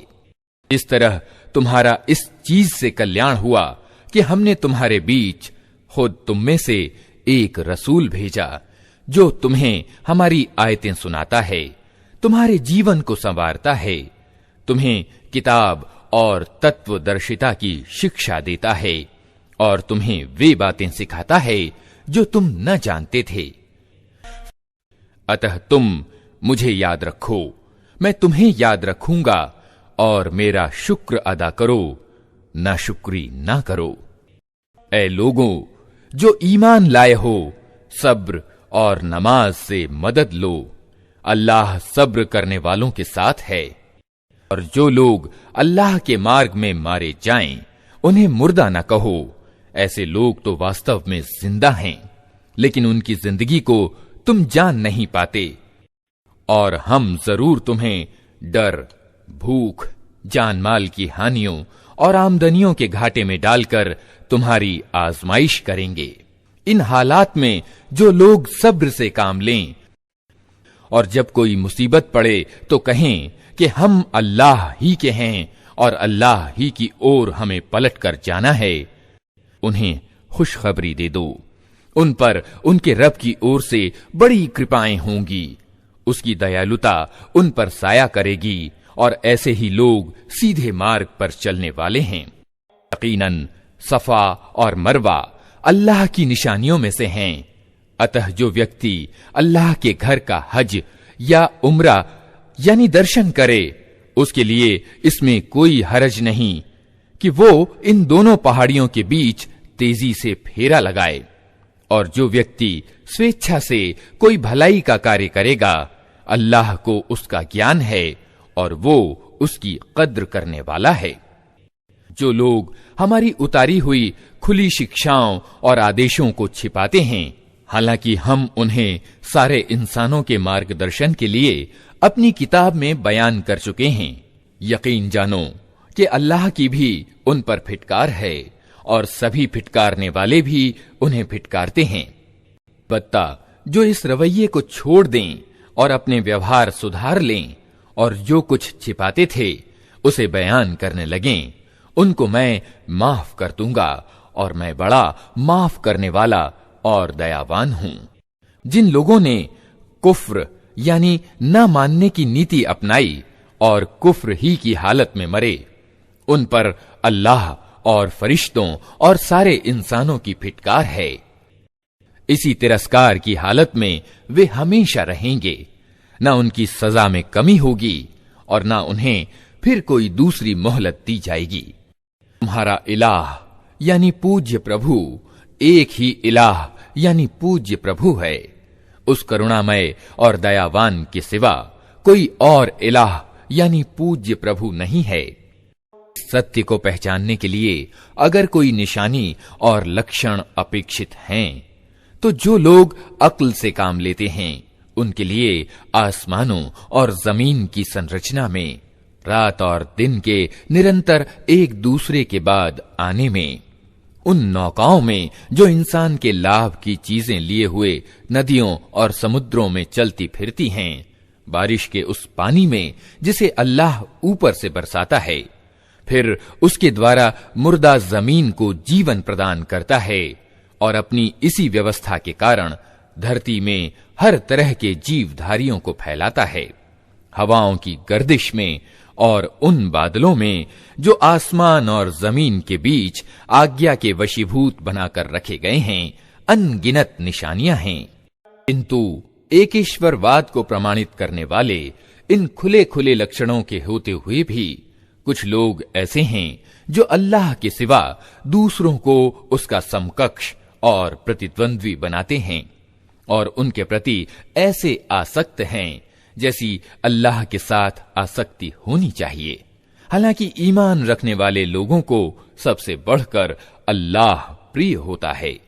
क्या ही अच्छा होता जो कुछ अजाब को सामने देखकर उन्हें सूझने वाला है, वो आज ही इन जालिमों को सूझ जाए कि सारी शक्तियां और सारे अधिकार अल्लाह ही के हाथ में हैं और ये कि अल्लाह सजा देने में भी बहुत सख्त है। जब वो सजा देगा उस समय हालत ये होगी कि वही पेशवा और नेता जिनका संसार में अनुपालन किया गया था अपने अनुयायियों से विरक्त हो जाएंगे, लेकिन सजा पाकर रहेंगे और उनके सारे उपक्रमों और साधनों का सिलसिला कट जाएगा। और वे लोग जो संसार में उनके पीछे चलते थे कहेंगे कि क्या अच्छा होता हमको फिर एक अवसर दिया जाता। तो जिस तरह आज ये हमसे विरक्त हो रहे हैं, हम भी इनसे विरक्त होकर दिखा देते। इस तरह अल्लाह इन लोगों के वे कर्म जो ये दुनिया में कर रहे हैं इनके सामने इस तरह लाएगा कि ये पश्चातापों और ग्लानियों के साथ हाथ मलते रहेंगे, मगर आग से निकलने का कोई मार्ग न पाएंगे। लोगों, धरती में जो हलाल यानी वैध और अच्छी सुथरी चीजें हैं उन्हें खाओ और शैतान के बताए हुए रास्तों पर न चलो, वो तुम्हारा खुला दुश्मन है। तुम्हें बुराई और अश्लील बात को कहता है और ये सिखाता है कि तुम अल्लाह के नाम पर वे बातें कहो जिनके संबंध में तुम नहीं जानते हो कि वे अल्लाह की कही हुई हैं। से जब कहा जाता है कि अल्लाह ने जो आदेश उतारे हैं उन पर चलो, तो उसके उत्तर में कहते हैं कि हम तो उसी रास्ते पर चलेंगे जिस पर हमने अपने बाप दादा को पाया है।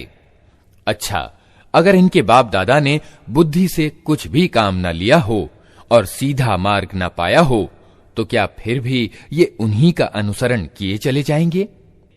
ये लोग जिन्होंने अल्लाह के बताए हुए तरीके पर चलने से इनकार कर दिया है, इनकी दशा बिल्कुल ऐसी है जैसे चरवाहा पशुओं को पुकारता है और वे हाँक पुकार की आवाज के सिवा कुछ नहीं सुनते। ये बहरे हैं, गूंगे हैं, अंधे हैं, इसलिए कोई बात इनकी समझ में नहीं आती।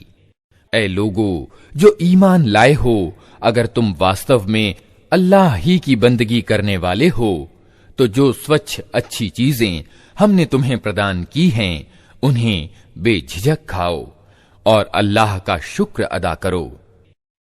अल्लाह की ओर से अगर कोई पाबंदी तुम पर है तो वो ये है कि मुर्दार न खाओ, खून से और सूअर के मांस से बचो और कोई ऐसी चीज न खाओ जिस पर अल्लाह के सिवा किसी और का नाम लिया गया हो।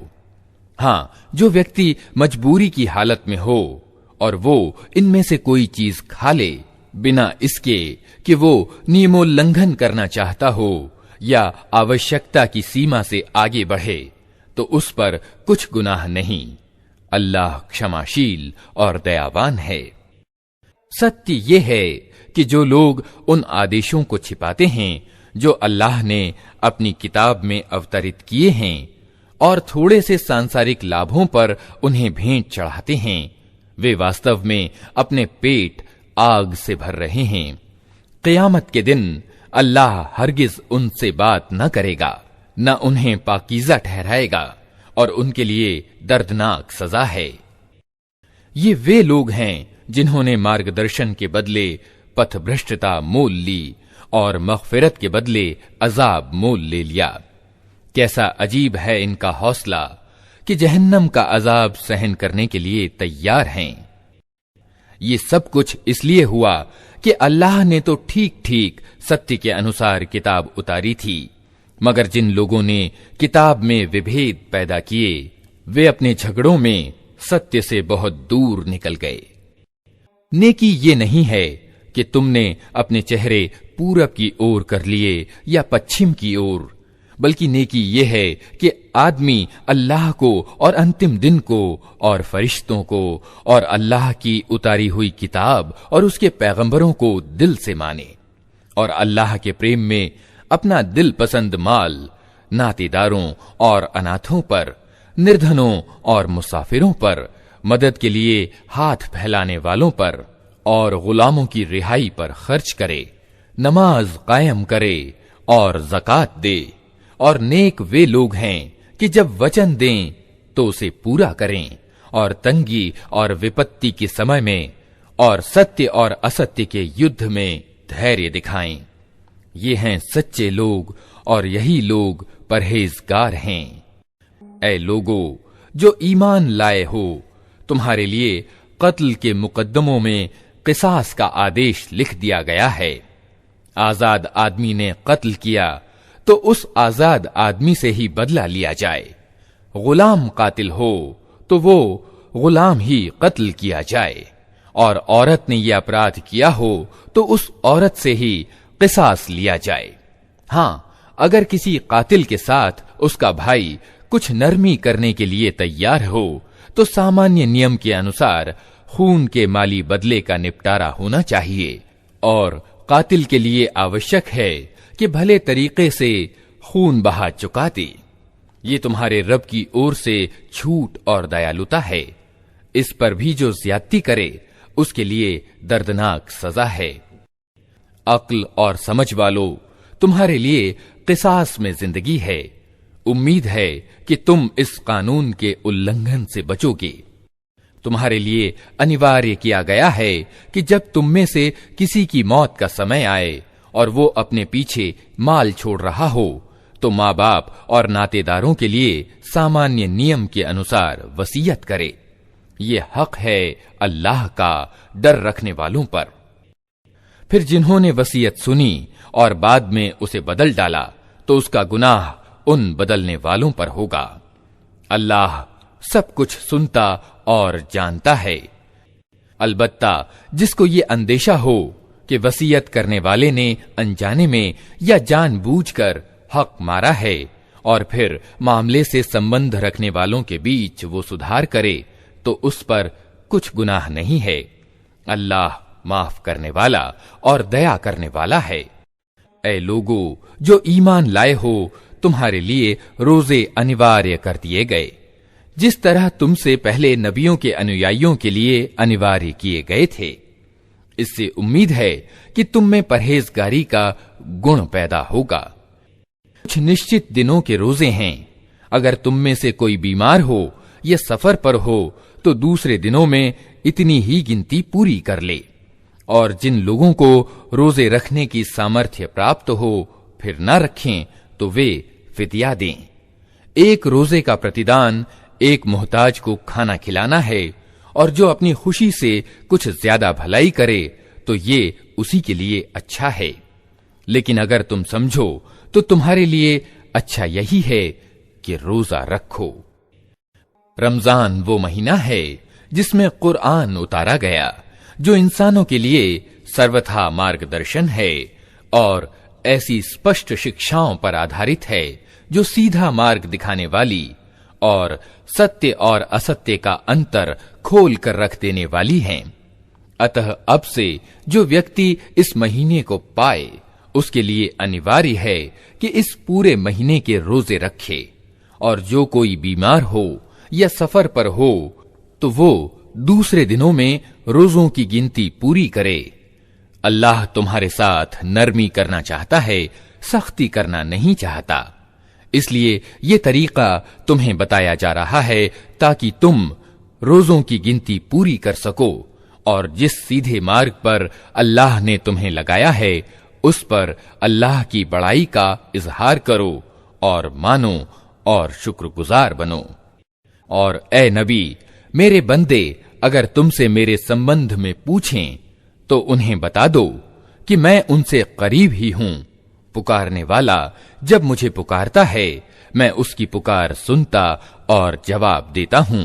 अतः उन्हें चाहिए कि मेरी पुकार पर कहें कि हम हाजिर हैं और मुझ पर ईमान लाएं। ये बात तुम उन्हें सुना दो, शायद कि वे सीधा मार्ग पालें। तुम्हारे लिए रोजों के जमाने में रातों को अपनी पत्नियों के पास जाना जायज कर दिया गया है। वे तुम्हारे लिए लिबास हैं और तुम उनके लिए लिबास हो। अल्लाह को मालूम हो गया कि तुम लोग चुपके चुपके अपने आप से खियानत यानी चोरी कर रहे थे, मगर उसने तुम्हारा कसूर माफ कर दिया और तुम्हें छोड़ दिया।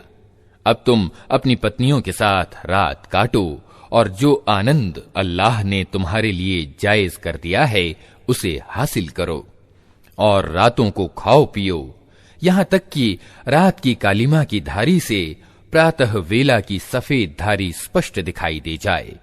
तब ये सब काम छोड़कर रात तक अपना रोजा पूरा करो। और जब तुम मस्जिदों में एतिकाफ में हो तो पत्नियों से संभोग न करो। ये अल्लाह की निर्धारित की हुई सीमाएं हैं, इनके निकट न फटकना। इस तरह अल्लाह अपने आदेश लोगों के लिए स्पष्ट रूप से बयान करता है। उम्मीद है कि वे गलत रवैये से बचेंगे। और तुम लोग न तो आपस में एक दूसरे के माल अवैध रूप से खाओ और न अधिकारी व्यक्तियों के आगे उनको इस गरज से पेश करो कि तुम्हें दूसरों के माल का कोई हिस्सा जानबूझकर अन्यायपूर्ण तरीके से खाने का अवसर मिल जाए। ए नबी, लोग तुमसे चांद के घटते बढ़ते रूपों के बारे में पूछते हैं। कहो, ये लोगों के लिए तिथियों के निर्धारण के और हज के लक्षण हैं। उनसे ये भी कहो, ये कोई नेकी का काम नहीं है कि तुम अपने घरों में पीछे की ओर से प्रवेश करते हो। नेकी तो वास्तव में ये है कि आदमी अल्लाह की अप्रसन्नता से बचे। अतः तुम अपने घरों में दरवाजे ही से आया करो। अलबत्ता अल्लाह से डरते रहो, शायद कि तुम्हें सफलता प्राप्त हो जाए। और तुम अल्लाह के मार्ग में उन लोगों से लड़ो जो तुमसे लड़ते हैं, लेकिन ज्यादती न करो कि अल्लाह ज्यादती करने वालों को पसंद नहीं करता। उनसे लड़ो जहां भी तुम्हारी उनसे मुठभेड़ हो जाए, और उन्हें निकालो जहां से उन्होंने तुमको निकाला है, इसलिए कि कत्ल यद्यपि बुरा है मगर उपद्रव इससे भी अधिक बुरा है। और प्रतिष्ठित मस्जिद यानी काबा के निकट जब तक वे तुमसे न लड़ें तुम भी न लड़ो, मगर जब वे वहां लड़ने से न चूकें तो तुम भी निसंकोच उन्हें मारो कि ऐसे अधर्मियों की यही सजा है। फिर अगर वे बाज आ जाएं तो जान लो अल्लाह क्षमा करने वाला और दयावान है। तुम उनसे लड़ते रहो यहां तक कि उपद्रव बाकी न रहे और धर्म अल्लाह के लिए हो जाए। फिर अगर वे बाज आ जाएं तो समझ लो कि अत्याचारियों के अलावा और किसी पर हाथ नहीं उठाया जा सकता। प्रतिष्ठित यानी हराम महीने का बदला प्रतिष्ठित महीना ही है, और समस्त प्रतिष्ठाओं का लिहाज बराबरी के साथ होगा। अतः जो तुम पर हाथ उठाए तुम भी उसी तरह उस पर हाथ उठाओ। अलबत्ता अल्लाह से डरते रहो और ये जान रखो कि अल्लाह उन्हीं लोगों के साथ है जो उसकी सीमाओं को तोड़ने से बचते हैं। अल्लाह के मार्ग में खर्च करो और अपने हाथों अपने आप को तबाही में न डालो। अच्छे से अच्छा तरीका अपनाओ कि अल्लाह अच्छे से अच्छा तरीका अपनाने वालों को पसंद करता है। अल्लाह की खुशनूदी के लिए जब हज और उम्रा का निश्चय करो तो उसे पूरा करो, और अगर कहीं घिर जाओ तो जो कुर्बानी उपलब्ध हो अल्लाह की सेवा में भेंट करो, और अपने सिर न मूंडो जब तक कि कुर्बानी अपने स्थान पर न पहुंच जाए। मगर जो व्यक्ति बीमार हो या जिसके सिर में कोई तकलीफ हो और इस कारण अपना सिर मुंडवा ले, तो उसे चाहिए कि प्रतिदान यानी सदका के रूप में रोजे रखे या दान करे या कुर्बानी करे। फिर अगर तुम्हें अम्न नसीब हो जाए और तुम हज से पहले मक्का पहुंच जाओ, तो जो व्यक्ति तुम में से हज का समय आने तक उम्रा से फायदा उठाए वो सामर्थ्य के अनुसार कुर्बानी दे, और अगर कुर्बानी उपलब्ध न हो तो 3 रोजे हज के समय में और 7 घर पहुंचकर इस तरह पूरे 10 रोजे रख ले। ये छूट उन लोगों के लिए है जिनके घर बार प्रतिष्ठित मस्जिद यानी काबा के निकट न हों। अल्लाह के इन आदेशों के उल्लंघन से बचो और खूब जान लो कि अल्लाह सख्त सजा देने वाला है। हज के महीने सबको मालूम हैं। जो व्यक्ति उन निश्चित महीनों में हज का इरादा करे उसे सावधान रहना चाहिए कि हज के बीच में उससे कोई काम वासना का कार्य, कोई बुरा काम, कोई लड़ाई झगड़े की बात न होने पाए। और जो अच्छे कर्म तुम करोगे उसे अल्लाह जानता होगा। हज के सफर के लिए पाथे यानी ज़ादे राह साथ ले जाओ, और सबसे अच्छा पाथे परहेजगारी है। अतः ए अक्ल वालो, मेरी नाफरमानी से बचो।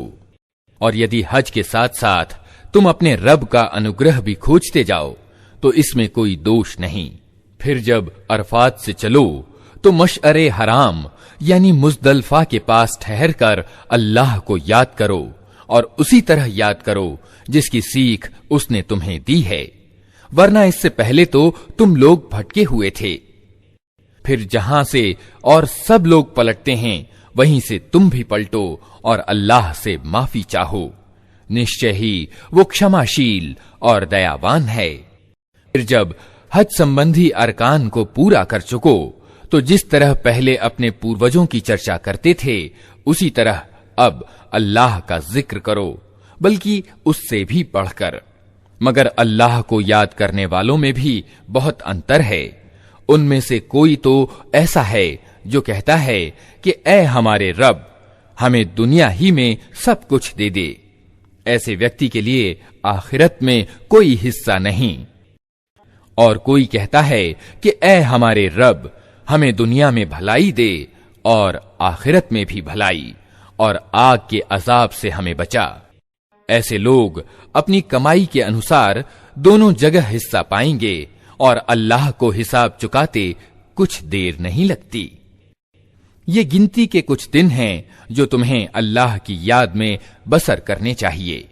फिर जो कोई जल्दी करके 2 ही दिन में लौट पड़ा तो कोई हरज नहीं, और जो कुछ देर ज्यादा ठहर कर पलटा तो भी कोई हरज नहीं।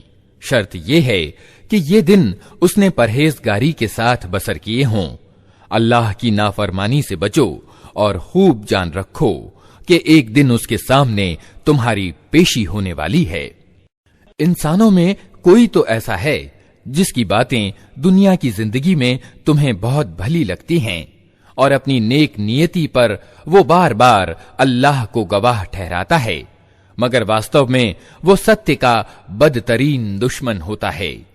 उसे सत्ता मिल जाती है तो धरती में उसकी सारी दौड़ धूप इसलिए होती है कि बिगाड़ फैलाए, खेतों को नष्ट करे और इंसानी नस्ल को तबाह करे। हालांकि अल्लाह जिसे वो गवाह बना रहा था बिगाड़ को हरगिज पसंद नहीं करता। और जब उससे कहा जाता है कि अल्लाह से डर, तो अपनी प्रतिष्ठा का ध्यान उसको गुनाह पर जमा देता है। ऐसे व्यक्ति के लिए तो बस जहन्नम ही काफी है, और वो बहुत बुरा ठिकाना है। दूसरी ओर इंसानों ही में कोई ऐसा भी है जो अल्लाह की प्रसन्नता की चाह में अपनी जान खपा देता है, और ऐसे बंदों के प्रति अल्लाह बहुत मेहरबान है। ए ईमान लाने वालों, तुम पूरे के पूरे इस्लाम यानी आज्ञा पालन में आ जाओ और शैतान का अनुपालन न करो कि वो तुम्हारा खुला दुश्मन है। जो साफ साफ आदेश तुम्हारे पास आ चुके हैं, अगर उनको पालेने के बाद फिर तुम बहके, तो खूब जान रखो कि अल्लाह का प्रभुत्व सर्वत्र है और वो तत्वदर्शी और ज्ञाता है।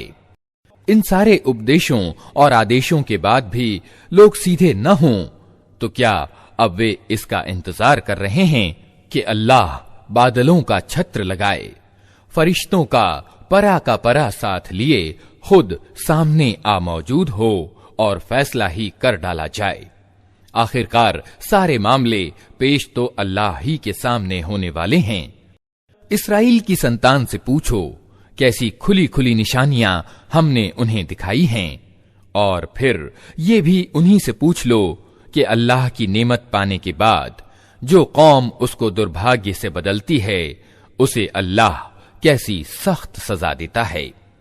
जिन लोगों ने इनकार का रास्ता अपनाया है, उनके लिए सांसारिक जीवन बड़ा प्रिय और दिल पसंद बना दिया गया है।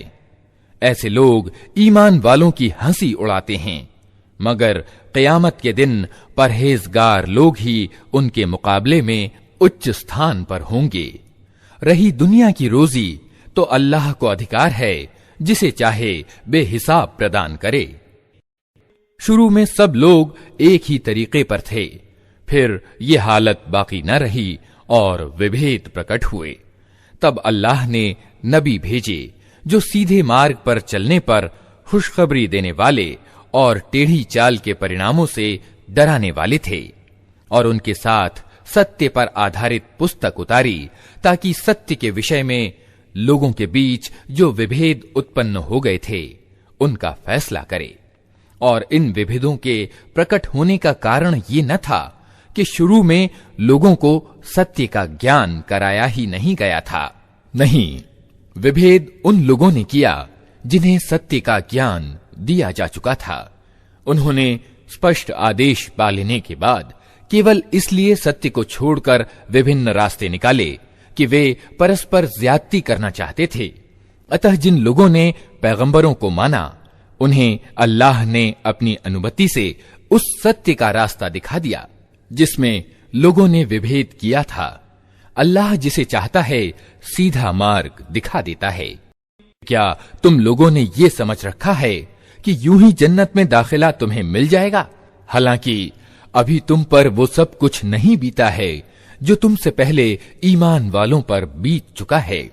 उन लोगों पर कठिनाइयां आईं, मुसीबतें आईं, हेला मारे गए, यहां तक कि समय का रसूल और उसके साथी ईमान वाले चिल्ला उठे कि अल्लाह की सहायता कब आएगी। उस समय उन्हें तसल्ली दी गई कि हां, अल्लाह की मदद करीब है। लोग तुमसे पूछते हैं, हम क्या खर्च करें? जवाब दो कि जो माल भी तुम खर्च करो, अपने माँ बाप पर, नातेदारों पर, यतीमों और निर्धनों और मुसाफिरों पर खर्च करो, और जो भलाई भी तुम करोगे अल्लाह उसे जानता होगा। तुम्हें लड़ाई का आदेश दिया गया है और वो तुम्हें नापसंद है। हो सकता है कि एक चीज तुम्हें नापसंद हो और वही तुम्हारे लिए अच्छी हो, और हो सकता है कि एक चीज तुम्हें पसंद हो और वही तुम्हारे लिए बुरी हो। अल्लाह जानता है, तुम नहीं जानते। लोग पूछते हैं, प्रतिष्ठित महीने में लड़ना कैसा है? कहो, इसमें लड़ना बहुत बुरा है, मगर अल्लाह के रास्ते से लोगों को रोकना और अल्लाह से कुफ्र करना और मस्जिद हराम यानी काबा का रास्ता अल्लाह को मानने वालों पर बंद करना और हरम के रहने वालों को वहां से निकालना अल्लाह के नजदीक इससे भी ज्यादा बुरा है। और फितना यानी धर्म से बिचलाना रक्तपात से भी भारी बात है। वे तो तुमसे लड़े ही जाएंगे, यहां तक कि अगर उनका बस चले तो तुम्हारे दीन से तुमको फेर ले जाएं। ये अच्छी तरह समझ लो कि तुम में से जो कोई अपने दीन से फिरेगा और इनकार की हालत में मरेगा, उसके कर्म दुनिया और आखिरत दोनों में अकारथ जाएंगे। ऐसे सब लोग जहन्नमी हैं और हमेशा जहन्नम ही में रहेंगे। इसके विपरीत जो लोग ईमान लाए हैं और जिन्होंने अल्लाह की राह में अपना घर बार छोड़ा और जिहाद किया है, वे ईश्वरीय दयालुता के उचित अधिकारी हैं और अल्लाह उनकी भूल चूक को माफ करने वाला और अपनी रहमत से उन्हें नवाजने वाला है। पूछते हैं, शराब और जुए के बारे में क्या हुक्म है? कहो, इन दोनों चीजों में बड़ी खराबी है। यद्यपि इनमें लोगों के लिए कुछ लाभ भी हैं, मगर इनका गुनाह उनके फायदे से बहुत ज्यादा है। पूछते हैं, हम अल्लाह के रास्ते में क्या खर्च करें? कहो, जो कुछ तुम्हारी जरूरत से ज्यादा हो। इस तरह अल्लाह तुम्हारे लिए साफ साफ आदेश बयान करता है कि तुम दुनिया और आखिरत दोनों की चिंता करो। पूछते हैं, यतीमों यानी अनाथों के साथ क्या मामला किया जाए? कहो, जिस व्यवहार नीति में उनके लिए भलाई हो वही ग्रहण करना सबसे अच्छा है। अगर तुम अपना और उनका खर्च और रहना सहना एक साथ रखो तो इसमें कोई हर्ज नहीं। आखिर वे तुम्हारे भाई बंधु ही तो हैं। बुराई करने वाले और भलाई करने वाले दोनों का हाल अल्लाह पर जाहिर है। अल्लाह चाहता तो इस मामले में तुम पर सख्ती करता, मगर वो प्रभुत्वशाली होने के साथ तत्वदर्शी भी है। मुशरिक यानी बहुदेववादी औरतों से हरगिज निकाह न करना जब तक कि वे ईमान न ले आएं। एक मोमिन दासी मुशरिक शरीफ औरत से बेहतर है, यद्यपि वो तुम्हें बहुत पसंद हो। और अपनी औरतों के निकाह मुशरिक मर्दों से कभी न करना जब तक वे ईमान न ले आएं। एक मोमिन गुलाम मुशरिक शरीफ आदमी से बेहतर है, यद्यपि वो तुम्हें बहुत पसंद हो। ये लोग तुम्हें आग की ओर बुलाते हैं और अल्लाह अपनी अनुमति से तुमको जन्नत और मग़फ़िरत की ओर बुलाता है, और वो अपने आदेश स्पष्ट रूप से लोगों के सामने बयान करता है। आशा है कि वे शिक्षा लेंगे और जो समझाया जा रहा है उसे स्वीकार करेंगे। पूछते हैं, हैज यानी मासिक धर्म के बारे में क्या हुक्म है? कहो, वो एक गंदगी की हालत है, उसमें स्त्रियों से अलग रहो और उनके पास न जाओ जब तक कि वे पाक साफ न हो जाएं। फिर जब वे पाक हो जाएं तो उनके पास जाओ, उस तरह जैसा कि अल्लाह ने तुम्हें आदेश दिया है।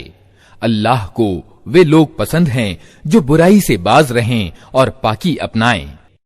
तुम्हारी औरतें तुम्हारी खेतियां हैं, तुम्हें अधिकार है जिस तरह चाहो अपनी खेती में जाओ, मगर अपने भविष्य की चिंता करो और अल्लाह की अप्रसन्नता से बचो। खूब जान लो कि तुम्हें एक दिन उससे मिलना है। और ए नबी, जो तुम्हारे आदेशों को मान लें उन्हें सफलता और सौभाग्य की खुशखबरी सुना दो। अल्लाह के नाम को ऐसे शपथ ग्रहण के लिए प्रयोग न करो जिनका मकसद नेकी और धर्म परायणता और लोगों की भलाई के कामों से रुक जाना हो। अल्लाह तुम्हारी सारी बातें सुन रहा है और सब कुछ जानता है। जो निरर्थक कस्में तुम बिना इरादे के खा लिया करते हो उन पर अल्लाह नहीं पकड़ता, मगर जो कस्में तुम सच्चे दिल से खाते हो उनके बारे में वो जरूर पूछेगा। अल्लाह बहुत क्षमा करने वाला और सहनशील है। जो लोग अपनी औरतों से संबंध न रखने की कसम खा बैठते हैं उनके लिए 4 महीने की मोहलत है। अगर वे पलट आएं तो अल्लाह क्षमा करने वाला और दयावान है। अगर उन्होंने तलाक ही की ठान ली हो तो जाने रहें कि अल्लाह सब कुछ सुनता और जानता है। जिन औरतों को तलाक दी गई हो वे 3 बार मासिक धर्म होने तक अपने आप को रोके रखें, और उनके लिए ये जायज नहीं कि अल्लाह ने उनके गर्भाशय में जो सृजन किया हो उसे छिपाएं। उन्हें हरगिज ऐसा न करना चाहिए। अगर वे अल्लाह और अंतिम दिन पर ईमान रखती हैं, उनके पति संबंधों को ठीक करने के लिए तैयार हों तो वे इस इद्दत की अवधि में उन्हें फिर पत्नी के रूप में वापस ले लेने के अधिकारी हैं। औरतों के लिए भी सामान्य नियम के अनुसार वैसे ही अधिकार हैं जैसे मर्दों के अधिकार उन पर हैं। अलबत्ता मर्दों को उन पर एक दर्जा प्राप्त है और सब पर अल्लाह प्रभावकारी प्रभुत्व रखने वाला और तत्वदर्शी और ज्ञाता मौजूद है। तलाक 2 बार है, फिर या तो सीधी तरह औरत को रोक लिया जाए या भले तरीके से उसको विदा कर दिया जाए, और विदा करते हुए ऐसा करना तुम्हारे लिए जायज नहीं है कि जो कुछ तुम उन्हें दे चुके हो उसमें से कुछ वापस ले लो। अलबत्ता ये अपवाद है कि पति पत्नी को अल्लाह की निर्धारित सीमाओं पर कायम न रह सकने की आशंका हो। ऐसी दशा में अगर तुम्हें ये भय हो कि वे दोनों अल्लाह की सीमाओं पर कायम न रहेंगे, तो उन दोनों के बीच ये मामला हो जाने में कोई हरज नहीं कि पत्नी अपने पति को कुछ मुआवजा देकर जुदाई हासिल कर ले। ये अल्लाह की निर्धारित की हुई सीमाएं हैं, इनका उल्लंघन न करो, और जो लोग अल्लाह की सीमाओं का उल्लंघन करें वही जालिम हैं। फिर अगर 2 बार तलाक देने के बाद पति ने पत्नी को तीसरी बार तलाक दे दी, तो वो औरत फिर उसके लिए हलाल न होगी, सिवाय इसके कि उसका निकाह किसी दूसरे व्यक्ति से हो और वो उसे तलाक दे दे। तब अगर पहला पति और ये औरत दोनों ये समझें कि अल्लाह की निर्धारित की हुई सीमाओं पर कायम रहेंगे, तो उनके लिए एक दूसरे की ओर पलटने में कोई हरज नहीं। ये अल्लाह की निर्धारित की हुई सीमाएं हैं जिन्हें वो उन लोगों के मार्गदर्शन के लिए स्पष्ट कर रहा है जो उसकी सीमाओं को तोड़ने का परिणाम जानते हैं। और जब तुम औरतों को तलाक दे दो और उनकी इद्दत अर्थात निश्चित अवधि पूरी होने को आ जाए, तो या भले तरीके से उन्हें रोक लो या भले तरीके से विदा कर दो। सिर्फ सताने के लिए उन्हें न रोके रखना कि ये ज्यादती होगी, और जो ऐसा करेगा वो वास्तव में आप अपने ही ऊपर जुल्म करेगा। अल्लाह की आयतों का खेल न बनाओ। भूल न जाओ कि अल्लाह ने किस बड़ी नेमत से तुम्हें नवाजा है। वो तुम्हें नसीहत करता है कि जो किताब और तत्वदर्शिता यानी हिकमत उसने तुम पर नाजिल की है, उसके आदर का ध्यान रखो। अल्लाह से डरो और अच्छी तरह जान लो कि अल्लाह को हर बात की खबर है।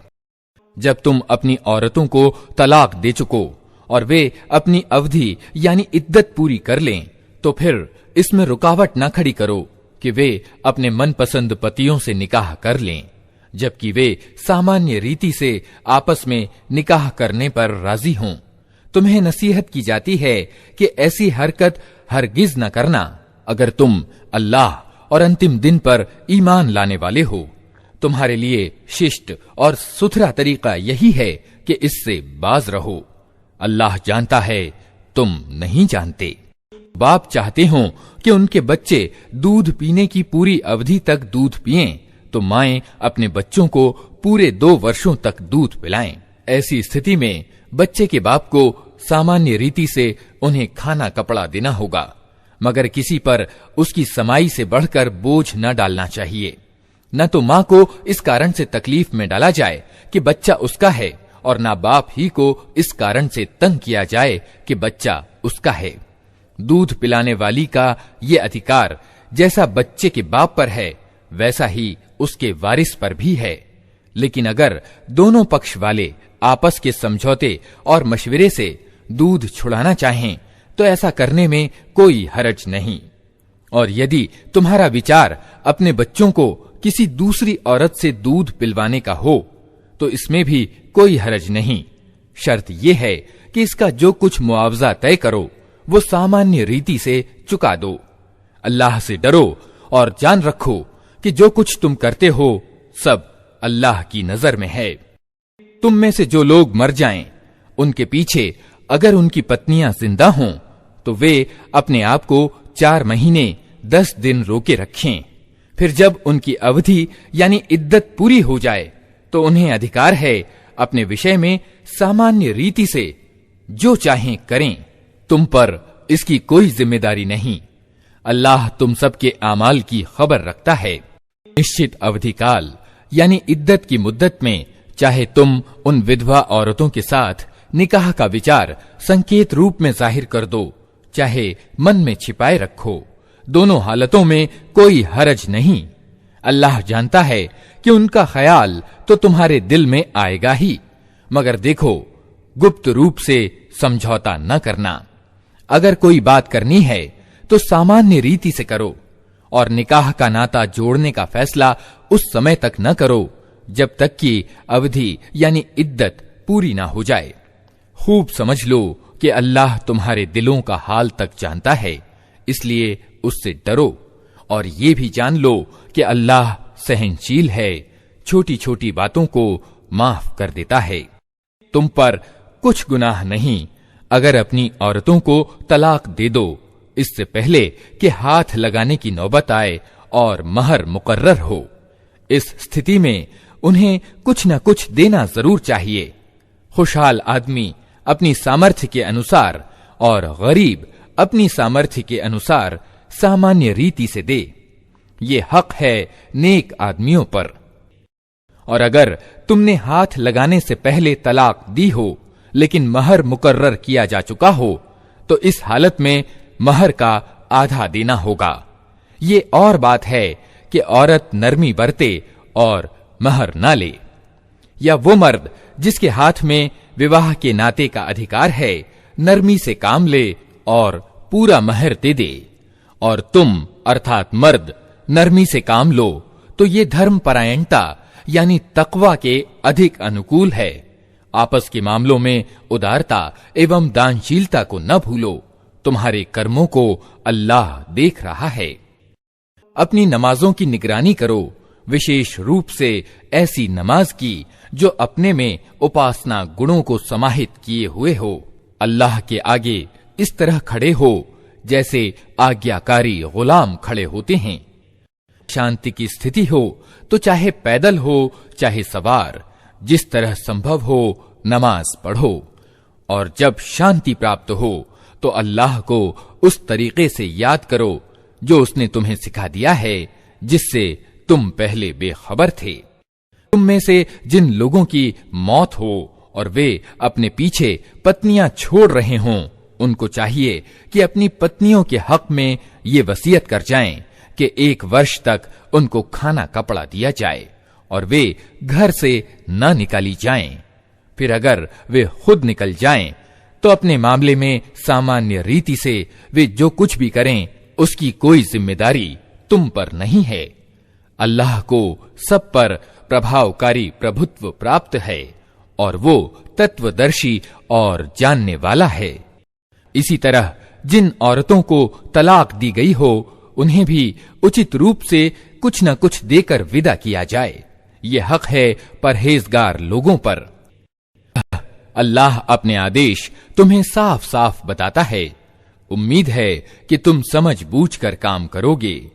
तुमने उन लोगों के हाल पर भी कुछ विचार किया जो मौत के डर से अपने घर बार छोड़कर निकले थे और हजारों की तादाद में थे। अल्लाह ने उनसे कहा, मर जाओ। फिर उसने उनको दोबारा जीवन प्रदान किया। हकीकत यह है कि अल्लाह इंसान पर बड़ी दया करने वाला है, मगर अधिकतर लोग शुक्र अदा नहीं करते। मुसलमानों, अल्लाह के मार्ग में युद्ध करो और खूब जान रखो कि अल्लाह सुनने वाला और जानने वाला है। तुम में कौन है जो अल्लाह को अच्छा कर्ज दे ताकि अल्लाह उसे कई गुना बढ़ा चढ़ा कर लौटाए? घटाना भी अल्लाह के अधिकार में है और बढ़ाना भी, और उसी की ओर तुम्हें पलटकर जाना है। फिर तुमने उस मामले पर भी विचार किया जो मूसा के बाद बनी इस्राएल के सरदारों को पेश आया था। उन्होंने अपने नबी से कहा, हमारे लिए एक बादशाह मुकर्रर कर दो ताकि हम अल्लाह के मार्ग में युद्ध करें। नबी ने पूछा, कहीं ऐसा तो न होगा कि तुमको लड़ाई का हुक्म दिया जाए और फिर तुम न लड़ो? वे कहने लगे, भला ये कैसे हो सकता है कि हम अल्लाह के मार्ग में न लड़ें, जबकि हमें अपने घरों से निकाल दिया गया है और हमारे बाल बच्चे हमसे अलग कर दिए गए हैं। मगर जब उनको युद्ध का हुक्म दिया गया तो एक छोटी तादाद के सिवा सब पीठ फेर गए और अल्लाह उनमें से एक एक जालिम को जानता है। उनके नबी ने उनसे कहा कि अल्लाह ने तालूत को तुम्हारे लिए बादशाह मुकर्रर किया है। ये सुनकर वे बोले, हम पर बादशाह बनने का वो कैसे हकदार हो गया? उसके मुकाबले में बादशाही के हम ज्यादा हकदार हैं। ये तो कोई बड़ा मालदार आदमी भी नहीं है। नबी ने जवाब दिया, अल्लाह ने तुम्हारे मुकाबले में उसी को चुना है और उसको दिमागी और जिस्मानी दोनों प्रकार की योग्यताएं भरपूर प्रदान की हैं और अल्लाह को अधिकार है कि अपना राज्य जिसे चाहे दे। अल्लाह बड़ी समाई वाला है और वो सब कुछ जानता है। इसके साथ उनके नबी ने उनको ये भी बताया कि अल्लाह की ओर से उसके बादशाह मुकर्रर होने का लक्षण ये है कि उसके समय में वो संदूक तुम्हें वापस मिल जाएगा जिसमें तुम्हारे रब की ओर से तुम्हारे लिए दिल के इत्मीनान का सामान है, जिसमें मूसा के लोगों और हारून के लोगों की छोड़ी हुई बरकत वाली वस्तुएं हैं और जिसको इस समय फरिश्ते संभाले हुए हैं। अगर तुम ईमान वाले हो तो ये तुम्हारे लिए बहुत बड़ी निशानी है। फिर जब तालूत सेना लेकर चला तो उसने कहा, एक दरिया पर अल्लाह की ओर से तुम्हारी परीक्षा होने वाली है। जो उसका पानी पिएगा वो मेरा साथी नहीं, मेरा साथी सिर्फ वो है जो उससे प्यास न बुझाए। हाँ, एक आध चुल्लू कोई पी ले तो पी ले, मगर एक छोटे गिरोह के सिवा उन सब ने दरिया से खूब पानी पिया। फिर जब तालूत और उसके साथी मुसलमान दरिया पार करके आगे बढ़े तो उन्होंने तालूत से कह दिया कि आज हम में जालूत और उसकी सेनाओं का मुकाबला करने की ताकत नहीं है। लेकिन जो लोग ये समझते थे कि उन्हें एक दिन अल्लाह से मिलना है, उन्होंने कहा, कितनी बार ऐसा हुआ है कि एक छोटी टुकड़ी अल्लाह की अनुज्ञा से एक बड़े गिरोह पर छा गई है। अल्लाह सब्र करने वालों का साथी है। और जब वे जालूत और उसकी सेनाओं के मुकाबले पर निकले तो उन्होंने दुआ की, ऐ हमारे रब, हमें अधिक से अधिक धैर्य प्रदान कर, हमारे कदम जमा दे और इस काफिर गिरोह पर हमें विजय दे। अल्लाह की अनुज्ञा से उन्होंने काफिरों को मार भगाया और दाऊद ने जालूत का वध कर दिया और अल्लाह ने उसे सल्तनत और हिकमत प्रदान की और जिन जिन चीजों का चाहा उसको इल्म दिया। अगर इस तरह अल्लाह इंसानों के एक गिरोह को दूसरे गिरोह के द्वारा हटाता न रहता तो धरती की व्यवस्था बिगड़ जाती। लेकिन दुनिया के लोगों पर अल्लाह की बड़ी उदार कृपा है कि वो इस तरह बिगाड़ दूर करने का प्रबंध करता रहता है। ये अल्लाह की आयतें हैं जो हम ठीक ठीक तुमको सुना रहे हैं। और ए मोहम्मद, निश्चय ही तुम उन लोगों में से हो जो संदेश वाहक यानी रसूल बनाकर भेजे गए हैं। ये रसूल जो हमारी ओर से इंसानों को रास्ता दिखाने के लिए नियुक्त हुए, हमने इनको एक दूसरे से बढ़ चढ़कर पद प्रदान किए। इनमें कोई ऐसा था जिससे अल्लाह ने खुद बातें की, किसी को उसने दूसरी हैसियतों से ऊंचे दर्जे दिए और अंत में मरियम के बेटे ईसा को रोशन निशानियां प्रदान की और पवित्र आत्मा से उसकी सहायता की। अगर अल्लाह चाहता तो संभव न था कि इन रसूलों के बाद जो लोग रोशन निशानियां देख चुके थे वे आपस में लड़ते, मगर अल्लाह ये न चाहता था कि वो लोगों को बलपूर्वक विभेद करने से रोके।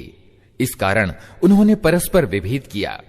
फिर किसी ने माना और किसी ने इनकार की नीति अपनाई। हां, अल्लाह चाहता तो वे हरगिज न लड़ते, मगर अल्लाह जो चाहता है करता है। ऐ लोगो जो ईमान लाए हो, जो कुछ धन सामग्री हमने तुमको प्रदान की है उसमें से खर्च करो, इससे पहले कि वो दिन आए जिसमें न खरीद बिक्री होगी, न दोस्ती काम आएगी और न सिफारिश चलेगी। और जालिम वास्तव में वही हैं जो कुफ्र की नीति अपनाते हैं। अल्लाह वह जीवंत शाश्वत सत्ता जो संपूर्ण जगत को संभाले हुए है, उसके सिवा कोई इलाह यानी उपास्य नहीं है। वो न सोता है और न उसे ऊंघ लगती है। जमीन और आसमानों में जो कुछ है उसी का है। कौन है जो उसके सामने उसकी अनुमति के बिना सिफारिश कर सके? जो कुछ बंदों के सामने है उसे भी वो जानता है, और जो कुछ उनसे ओझल है उसे भी वो जानता है, और उसके ज्ञान में से कोई चीज उनके ज्ञान की पकड़ में नहीं आ सकती। ये और बात है कि किसी चीज का ज्ञान वो खुद ही उनको देना चाहे। उसका राज्य आसमानों और जमीन पर छाया हुआ है, और उनकी देखरेख उसके लिए कोई थका देने वाला काम नहीं है। बस वही एक महान और सर्वोपरि सत्ता है। इनके मामले में कोई जोर जबरदस्ती नहीं है। सही बात गलत विचारों से अलग छांट कर रख दी गई है। अब जिस किसी ने बढ़े हुए फसादी का इनकार करके अल्लाह को माना, उसने एक ऐसा मजबूत सहारा थाम लिया जो कभी टूटने वाला नहीं, और अल्लाह जिसका सहारा उसने लिया है सब कुछ सुनने वाला और जानने वाला है। जो लोग ईमान लाते हैं उनका हिमायती और मददगार अल्लाह है, और वो उनको अंधकारों से प्रकाश में निकाल लाता है। और जो लोग इनकार की नीति अपनाते हैं उनके हिमायती और मददगार बढ़े हुए फसादी हैं, और वे उन्हें प्रकाश से अंधकारों की ओर खींच ले जाते हैं। ये आग में जाने वाले लोग हैं जहां ये हमेशा रहेंगे। क्या तुमने उस आदमी के हाल पर विचार नहीं किया जिसने इब्राहिम से झगड़ा किया था? झगड़ा इस बात पर कि इब्राहिम का रब कौन है, और इस कारण कि उस व्यक्ति को अल्लाह ने हुकूमत दे रखी थी। जब इब्राहिम ने कहा कि मेरा रब वो है जिसके अधिकार में जिंदगी और मौत है, तो उसने जवाब दिया, जिंदगी और मौत मेरे अधिकार में है। इब्राहिम ने कहा, अच्छा, अल्लाह सूरज को पूरब से निकालता है, तू तनिक उसे पश्चिम से निकाल ला। ये सुनकर वो सत्य विरोधी चकित रह गया, मगर अल्लाह जालिमों को सीधा रास्ता नहीं दिखाया करता। या फिर उदाहरण के रूप में उस आदमी को देखो जिसका एक ऐसी बस्ती पर से जाना हुआ जो अपनी छतों पर औंधी गिरी पड़ी थी। उसने कहा, ये आबादी जो तबाह हो चुकी है, इसे अल्लाह किस तरह दोबारा जीवन प्रदान करेगा? इस पर अल्लाह ने उसके प्राण ग्रस्त कर लिए और 100 वर्ष तक वो मुर्दा पड़ा रहा। फिर अल्लाह ने उसे दोबारा जीवन दान दिया और उससे पूछा, बताओ कितने समय तक पड़े रहे हो? उसने कहा, 1 दिन या कुछ घंटे रहा हूंगा। कहा, तुम पर 100 वर्ष इसी हालत में बीत चुके हैं। अब जरा अपने खाने और पानी को देखो कि उसमें जरा परिवर्तन नहीं आया है। दूसरी ओर जरा अपने गधे को भी देखो कि उसका पंजर तक जीर्ण हो रहा है, और ये हमने इसलिए किया है कि हम तुम्हें लोगों के लिए एक निशानी बना देना चाहते हैं। फिर देखो कि हड्डियों के इस पंजर को हम किस तरह उठाकर मांस और चर्म उस पर चढ़ाते हैं। इस तरह जब वास्तविकता उसके सामने बिल्कुल स्पष्ट हो गई तो उसने कहा, मैं जानता हूं कि अल्लाह हर चीज पर कुदरत रखता है। और वो घटना भी सामने रहे जब इब्राहिम ने कहा था कि मेरे मालिक, मुझे दिखा दे तू मुर्दों को कैसे जिंदा करता है। कहा, क्या तू ईमान नहीं रखता? उसने निवेदन किया, ईमान तो रखता हूं, मगर दिल का इत्मीनान चाहता हूं। कहा, अच्छा, तो 4 पक्षी ले और उनको अपने से हिला मिला ले, फिर उनका एक एक भाग एक एक पहाड़ पर रख दे, फिर उनको पुकार, वे तेरे पास दौड़े चले आएंगे। खूब जान ले कि अल्लाह अत्यंत प्रभुत्वशाली और तत्वदर्शी है। जो लोग अपने माल अल्लाह के मार्ग में खर्च करते हैं, उनके खर्च की मिसाल ऐसी है जैसे एक दाना बोया जाए और उससे 7 बालें निकलें और हर बाल में 100 दाने हों। इसी तरह अल्लाह जिसके कर्म को चाहता है बढ़ोतरी प्रदान करता है। वो समाई वाला भी है और सर्वज्ञ भी। जो लोग अपने माल अल्लाह के मार्ग में खर्च करते हैं और खर्च करके फिर एहसान नहीं जताते, न दुख देते हैं, उनका बदला उनके रब के पास है। और उनके लिए किसी रंज और खौफ का मौका नहीं। एक मीठा बोल और किसी अप्रिय बात पर तनिक आंख बचा जाना उस दान से अच्छा है जिसके पीछे दुख हो। अल्लाह बेनियाज है और सहनशीलता उसका गुण है। ईमान लाने वालों, अपने दान को एहसान जताकर और दुख देकर उस आदमी की तरह मिट्टी में न मिला दो जो अपना माल सिर्फ लोगों के दिखाने को खर्च करता है और न अल्लाह को मानता है न आखिरत को। उसके खर्च की मिसाल ऐसी है जैसे एक चट्टान थी जिस पर मिट्टी की तह जमी हुई थी। उस पर जब जोर की बारिश हुई तो सारी मिट्टी बह गई और साफ चट्टान की चट्टान रह गई। ऐसे लोग अपनी दृष्टि में दान करके जो नेकी कमाते हैं उससे कुछ भी उनके हाथ नहीं आता, और काफिरों को सीधा मार्ग दिखाना अल्लाह का नियम नहीं है।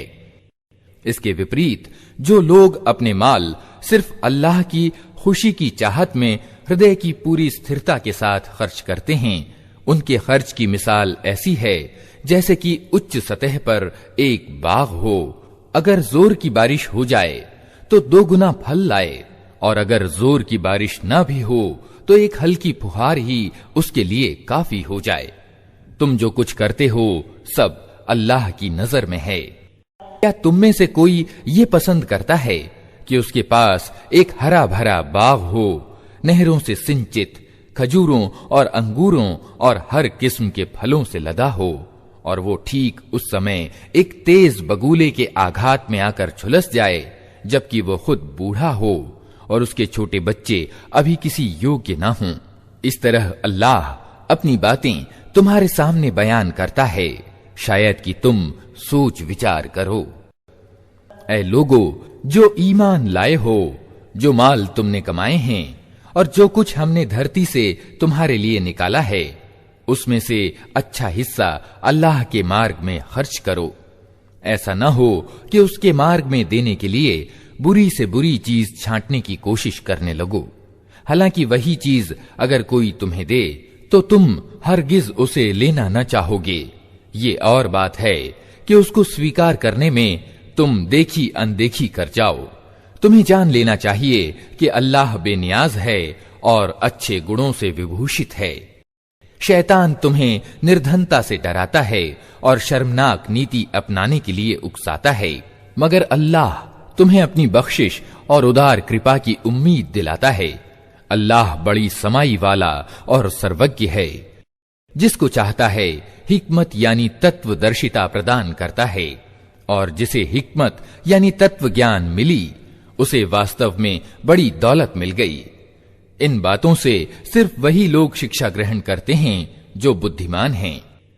तुमने जो कुछ भी खर्च किया हो और जो मन्नत भी मानी हो, अल्लाह उसे जानता है और जालिमों का कोई मददगार नहीं। अगर अपने दान खुले रूप में दो तो ये भी अच्छा है, लेकिन अगर छिपाकर मुहताजों को दो तो ये तुम्हारे लिए ज्यादा अच्छा है। तुम्हारी बहुत सी बुराइयां इस नीति से मिट जाती हैं, और जो कुछ तुम करते हो अल्लाह को हर हाल में उसकी खबर है। नबी, लोगों को रास्ते पर ला देने की जिम्मेदारी तुम पर नहीं है। रास्ते पर तो अल्लाह ही जिसे चाहता है चलाता है, और भलाई के रास्ते में जो माल तुम खर्च करते हो वो तुम्हारे अपने लिए भला है। आखिर तुम इसीलिए तो खर्च करते हो कि अल्लाह की खुशी प्राप्त हो। तो जो कुछ माल तुम भलाई के रास्ते पर खर्च करोगे उसका पूरा पूरा बदला तुम्हें दिया जाएगा, और तुम्हारा हक हरगिज मारा न जाएगा।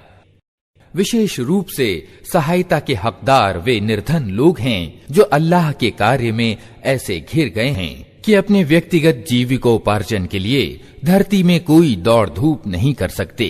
उनका स्वाभिमान यानी खुददारी देखकर अनजान आदमी समझता है कि ये संपन्न हैं। तुम उनके चेहरों से उनकी भीतरी हालत पहचान सकते हो, मगर वे ऐसे लोग नहीं हैं कि लोगों के पीछे पड़कर कुछ मांगें। उनकी सहायता में जो माल तुम खर्च करोगे वो अल्लाह से छिपा न रहेगा। जो लोग अपने माल रात दिन खुले और छिपे खर्च करते हैं उनका बदला उनके रब के पास है, और उनके लिए किसी खौफ और रंज की बात नहीं। मगर जो लोग ब्याज खाते हैं उनका हाल उस आदमी जैसा होता है जिसे शैतान ने छूकर बावला कर दिया हो, और इस हालत में उनके फंस जाने का कारण ये है कि वे कहते हैं व्यापार भी तो आखिर ब्याज ही जैसी चीज है, जबकि अल्लाह ने व्यापार को हलाल किया है और ब्याज को हराम। अतः जिस आदमी को उसके रब की ओर से ये नसीहत पहुंचे और आगे के लिए वो ब्याज खाने से बाज आ जाए, तो जो कुछ वो पहले खा चुका सो खा चुका, उसका मामला अल्लाह के हवाले है।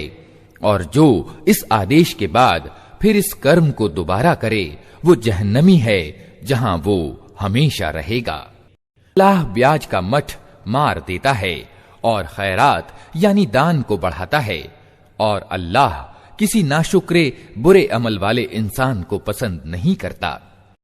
हाँ, जो लोग ईमान ले आएं और अच्छे कर्म करें और नमाज कायम करें और ज़कात यानी दान दें, उनका बदला बेशक उनके रब के पास है और उनके लिए किसी खौफ और रंज का मौका नहीं।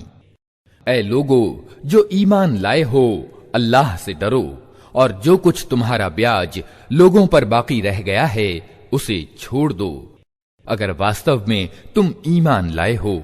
लेकिन अगर तुमने ऐसा न किया तो सावधान हो जाओ कि अल्लाह और उसके रसूल की ओर से तुम्हारे खिलाफ युद्ध की घोषणा है।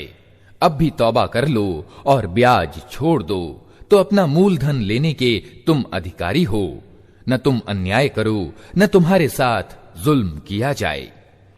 तुम्हारा कर्जदार तंगी में हो तो हाथ खुलने तक उसे मोहलत दो, और अगर दान कर दो तो ये तुम्हारे लिए अधिक अच्छा है अगर तुम समझो। उस दिन के अपमान और मुसीबत से बचो जबकि तुम अल्लाह की ओर वापस होगे। वहां हर आदमी को अपनी कमाई हुई नेकी या बुराई का पूरा पूरा बदला मिल जाएगा और किसी के साथ हरगिज जुल्म न होगा।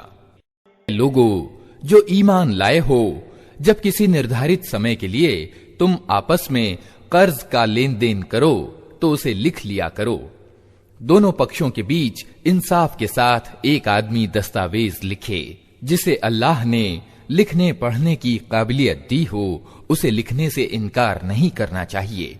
वो लिखे और बोलकर वो आदमी लिखाए जिस पर हक आता है, अर्थात कर्ज लेने वाला, और उसे अल्लाह यानी अपने रब से डरना चाहिए। जो मामला तय पाया हो उसमें कोई कमी बेशी ना करे।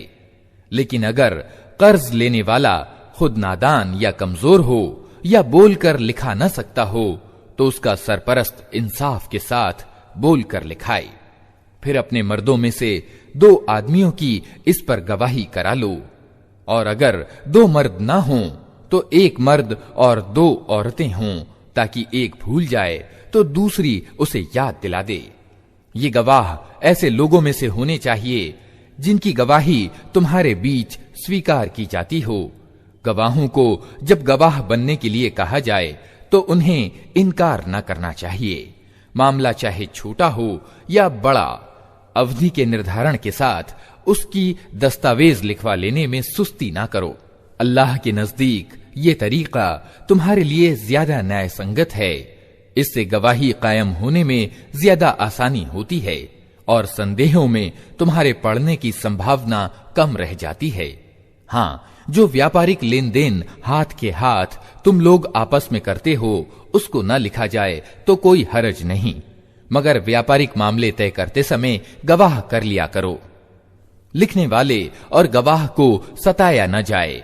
ऐसा करोगे तो गुनाह का काम करोगे। अल्लाह के गजब से बचो। वो तुम्हें सही कार्यनीति की तालीम देता है और उसे हर चीज का ज्ञान है।